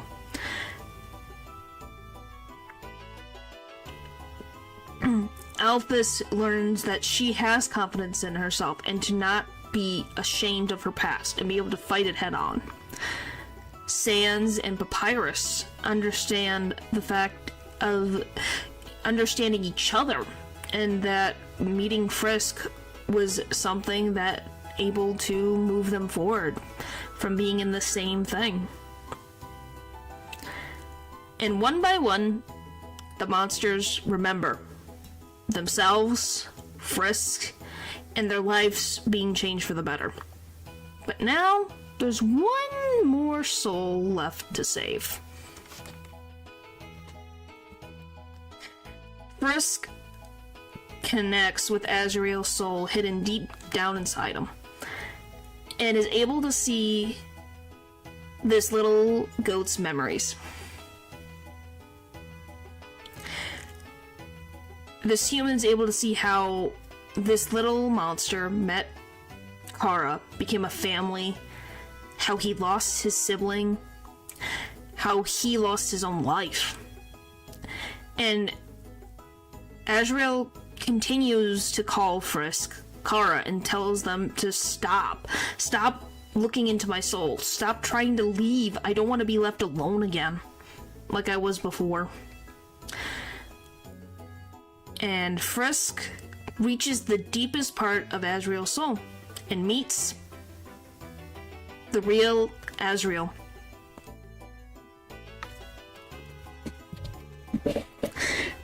The little goat monster apologizes for his behavior and understands that Frisk is not Kara and that their sibling has been gone for a long time, and wants Frisk to forget about them. But Frisk decides to forgive Azrael. And to repay the kindness of forgiveness that Frisk gave this little guy, he uses the souls in his body, the monsters and the human souls, to shatter the barrier. And because he wants to give Frisk their friends back, he can't maintain his normal form anymore and just wants to be forgotten because he doesn't want to be known by his loved ones as a cruel monster because he's going to turn back into a flower again. Frisk consoles this little guy by giving him a hug, and Azrael says thank you. and then disappears. Whoop. Whoop, whoop.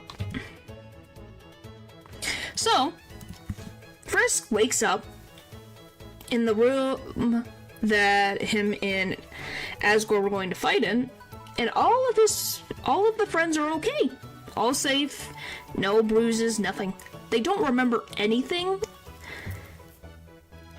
except Frisk. Frisk remembers the encounter with Flowey. No one else remembers it. They all think they fell asleep.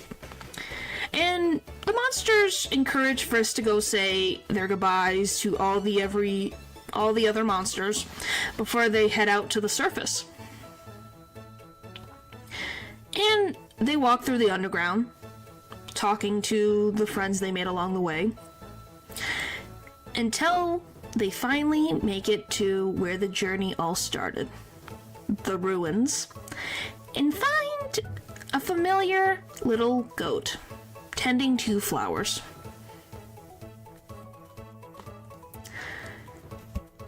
Oh, by the way, I'll move a little bit. Look at this cool card. Isn't that cool?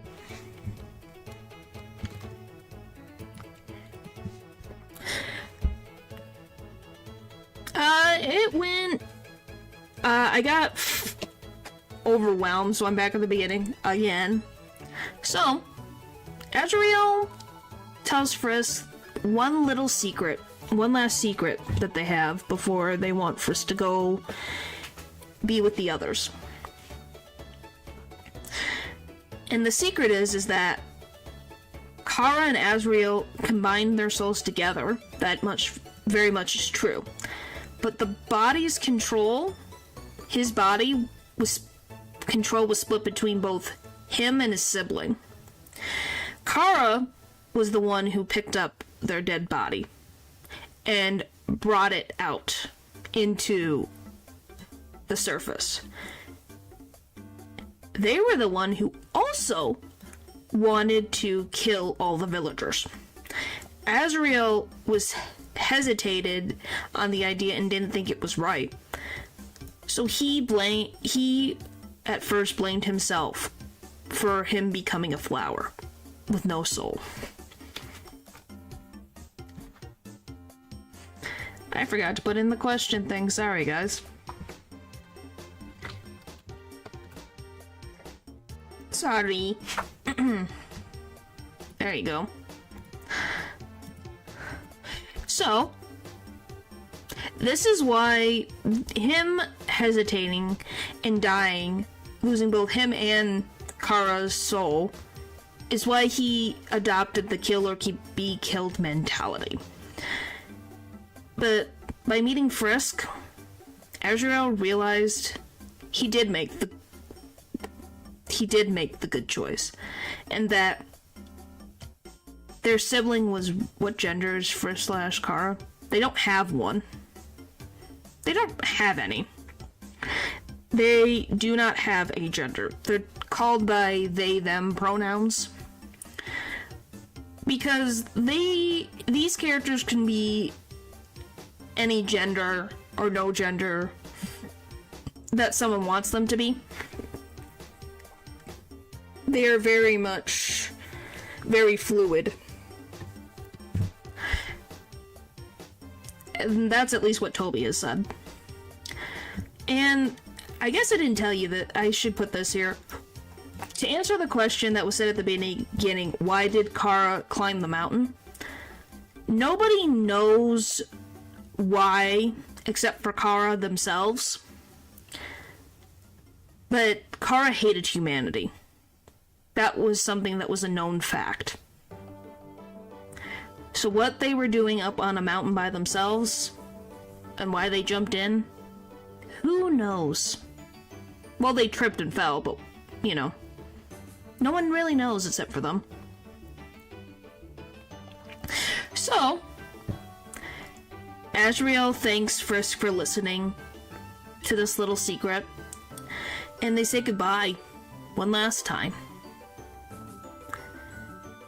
And Frisk waves goodbye to Azrael and heads back to their friends and tells them, let's go, and they head to the surface.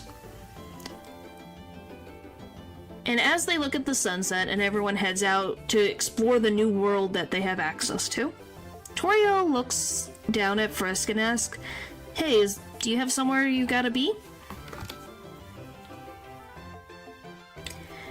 Frisk says, "No, I don't have anywhere I need to be," and wants to stay with Toriel.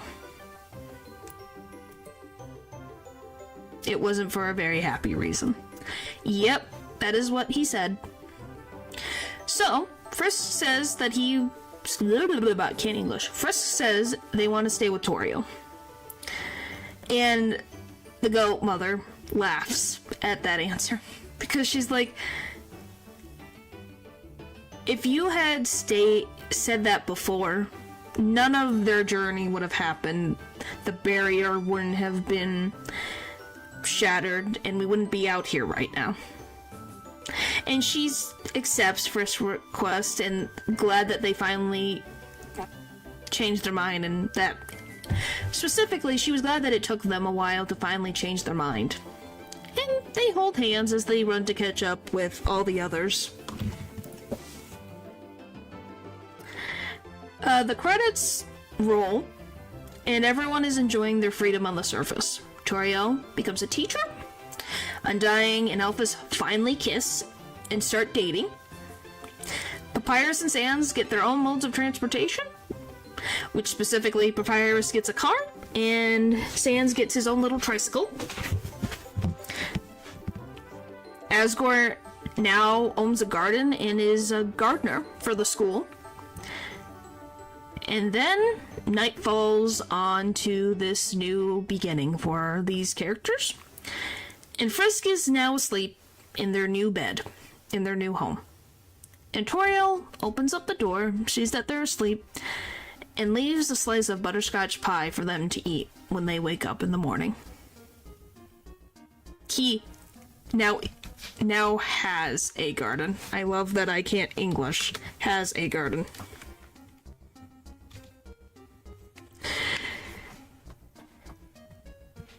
So, that's the end of the game, but I have a few more slides.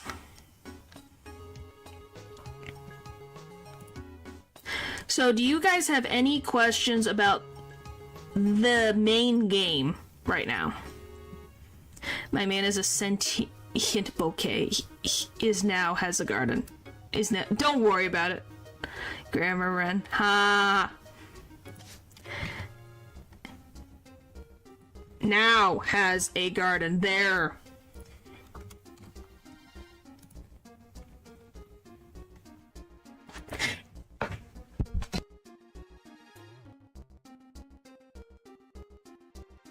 Golly.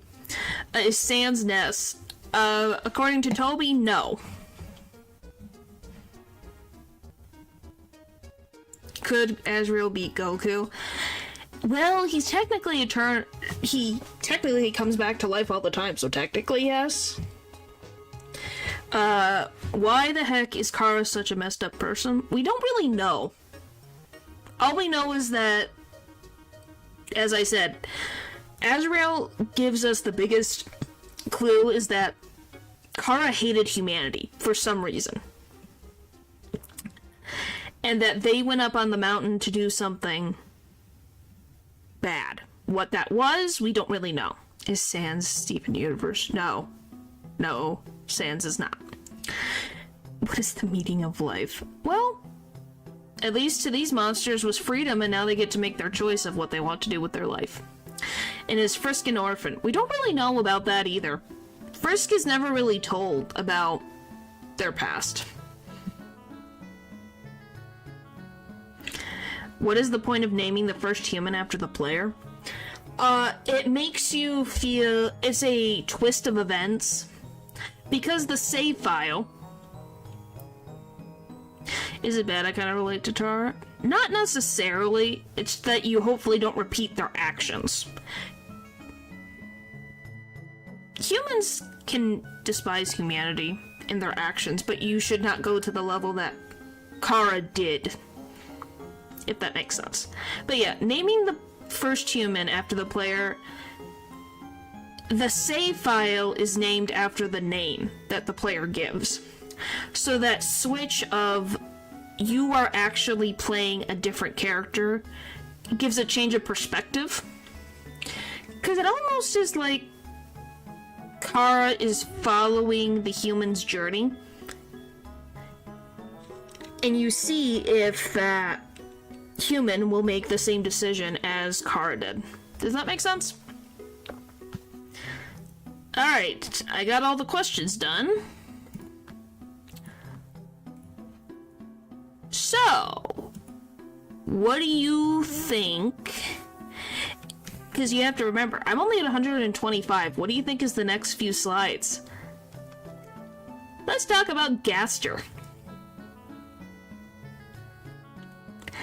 This thing, this man, this monster of a thing that exists in the game, is the rest of this PowerPoint.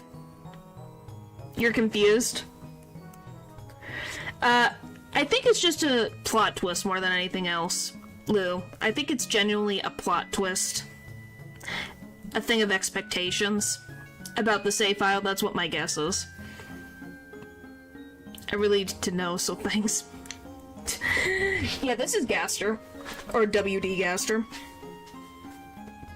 So, yes, he gets a whole section all on his own. So, who is he? Who is this WD Gaster? Well, he was the royal scientist before Dr. Elphys was. He's described as a very smart individual, and also was the one who made the core, you know, the electricity for the entire underground. Yeah, he made that. He designed and built it. And he was described to have fallen into his creation one day and disappeared.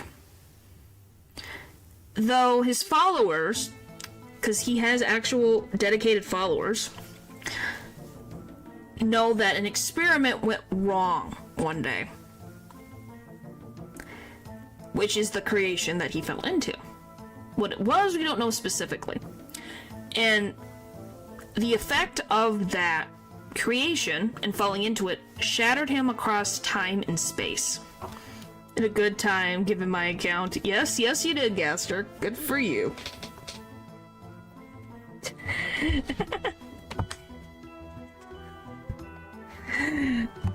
So, sometimes while traveling with the river person, they will say some interesting dialogue.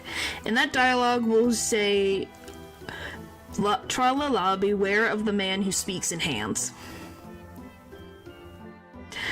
I am the man who speaks in hands. Mystery solved, good night. Yep. And people typically believe that this is the warning about Gaster because Wingdings, which is what people think that the WD and WD Gaster is a font that uses hand symbols. And there is another line that warns about a man that came from another world, which also people, since they think the beware the man that speak of hands, they think that's also related to Gaster.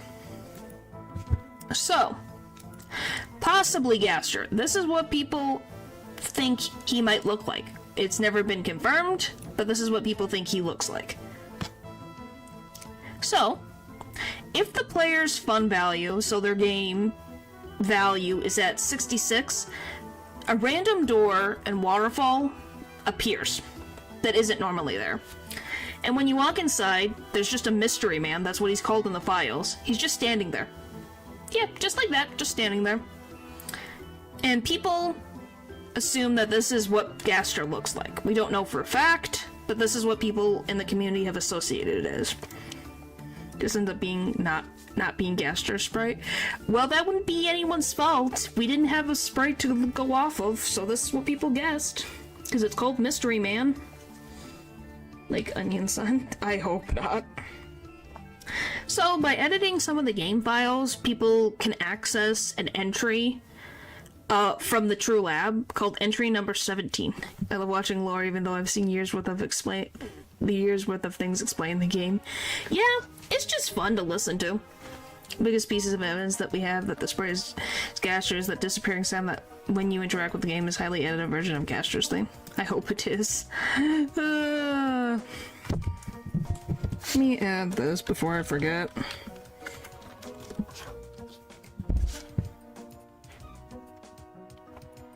Because I'll forget again. There we go. Yeah, it's definitely, like I said, it's definitely the highest possibility, but who knows. And this True Lab entry is a whole log put in the font of Wingdings. And this is the actual thing, by the way. My gravity in roughly 5 minutes. Oh boy. So, entry number 17. So the translation is described a very vague statement said to two other beings. And it specifically says, darker, darker, yet darker. The darkness keeps growing. The shadows cut deeper. Cutting deeper. Photon readings negative. The next experiment seems very, very interesting. What do you two think? And some people theorize that it could be Alphys and Sans. And that gets explained a little later. So, we're going to get into the Gaster followers. If the font value of the game is at 61, 62, and 63, Gaster followers will appear in the game. Follower number 1, which is what I'm going to call them, which is this little guy right here, explains that Asgore took a very long time to find a replacement for Gaster when he disappeared. They're the one who tells the player about Gaster making the core. I think we're gonna have 2 Delta the room. Gingerbread cookie. Yep, he is kind of like a gingerbread cookie. He also talks about how Gaster fell into his creation, and says an ominous line that Alphys may end up with the same fate as Gaster. Totaling they wrote. So for the second follower, which is this guy, they state that Alphys may work a lot faster than Gaster, but does nothing compared to Gaster's workmanship. What that means, I'm assuming that Gaster makes really long-lasting inventions, while Alphys is able to make things faster, but they don't last as long.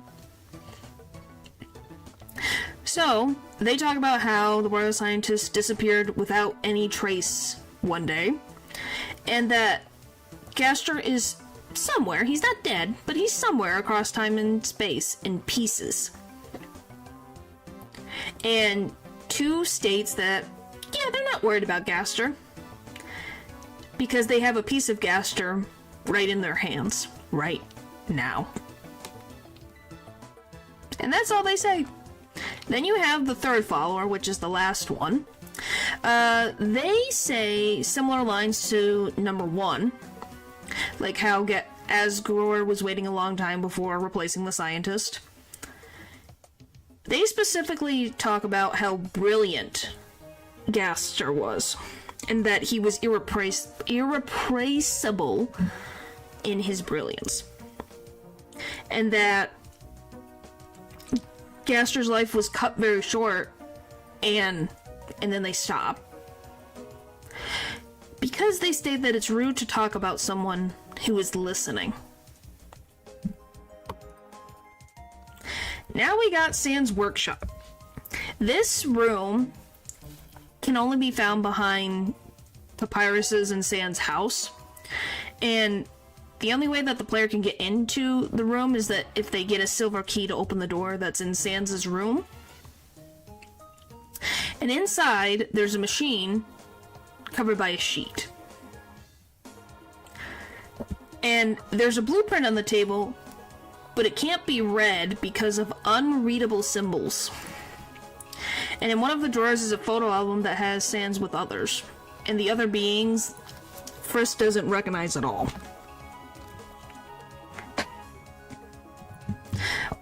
Wait, Alphys, I didn't know you knew Sans, says Papyrus, because why people think Sans and Alphys are connected to Gaster is because there's a rare conversation with Undying and Papyrus will say that Sans pays for the house.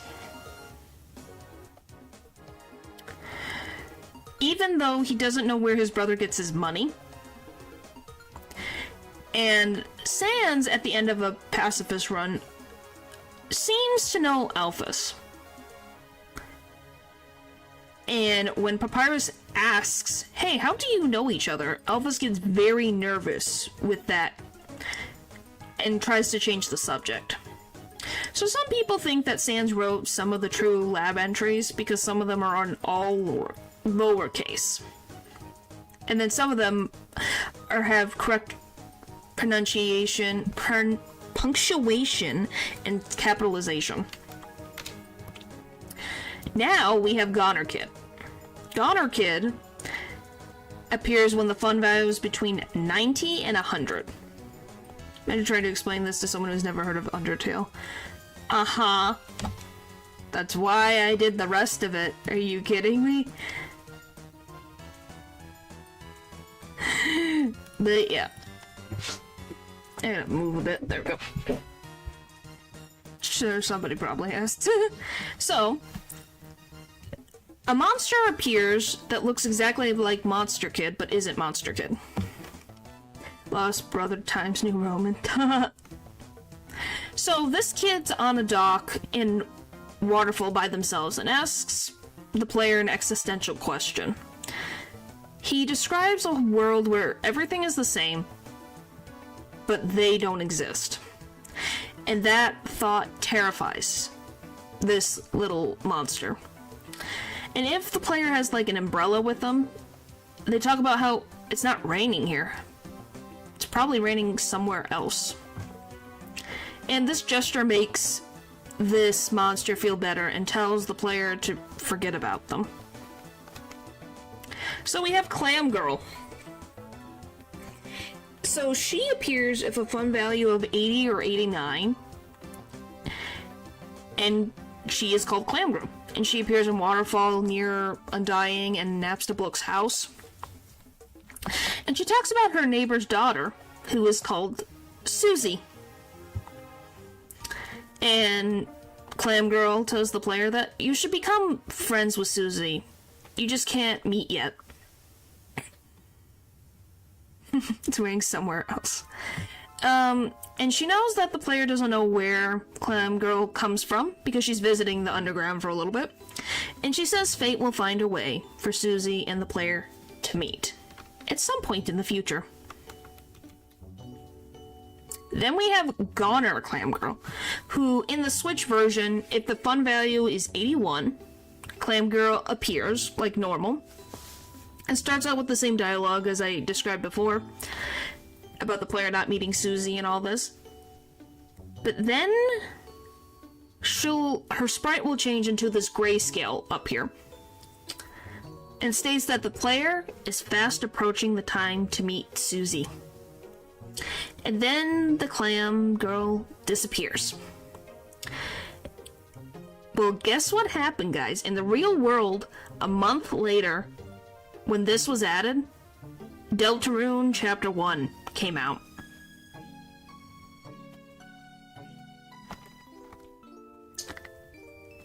So,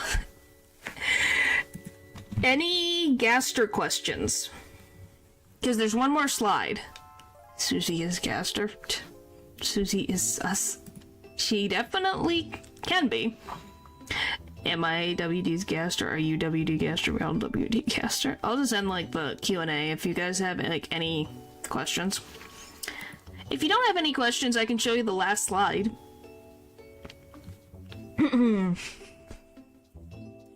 But yeah, where do you think Papyrus and Sans came from? I don't know. Maybe they did come from Deltarune. Maybe. It's definitely would be a possibility. Brethren mortals. Is Gaster the father of the skeletons? I don't think so. He doesn't look like a skeleton. Yeah, Sans has a Gaster Blaster, but I don't think they are actually related.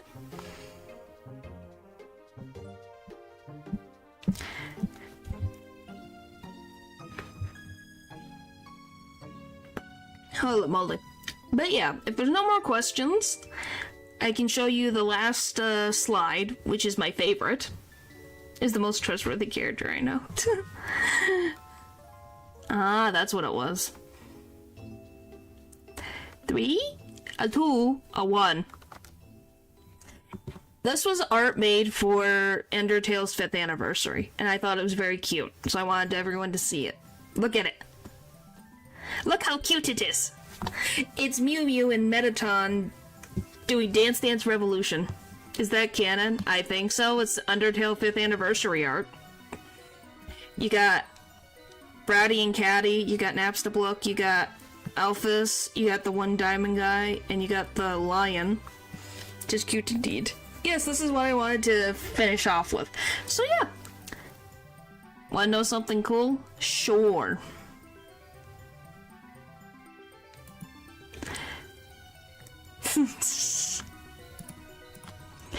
But yeah, so that is all of my slides. We made it through all 140 of them. Took me 4 hours. Sure which exactly, but on Undertale cover art or not, I forgot. There's a shadow under Alphys. That looks a lot like the Mystery Man. Interesting. That is very interesting. Wait, is that Lancer? I don't think there's any Lancer. There's no Lancer in this. There's nothing. See? But yeah, this is the 5th anniversary art.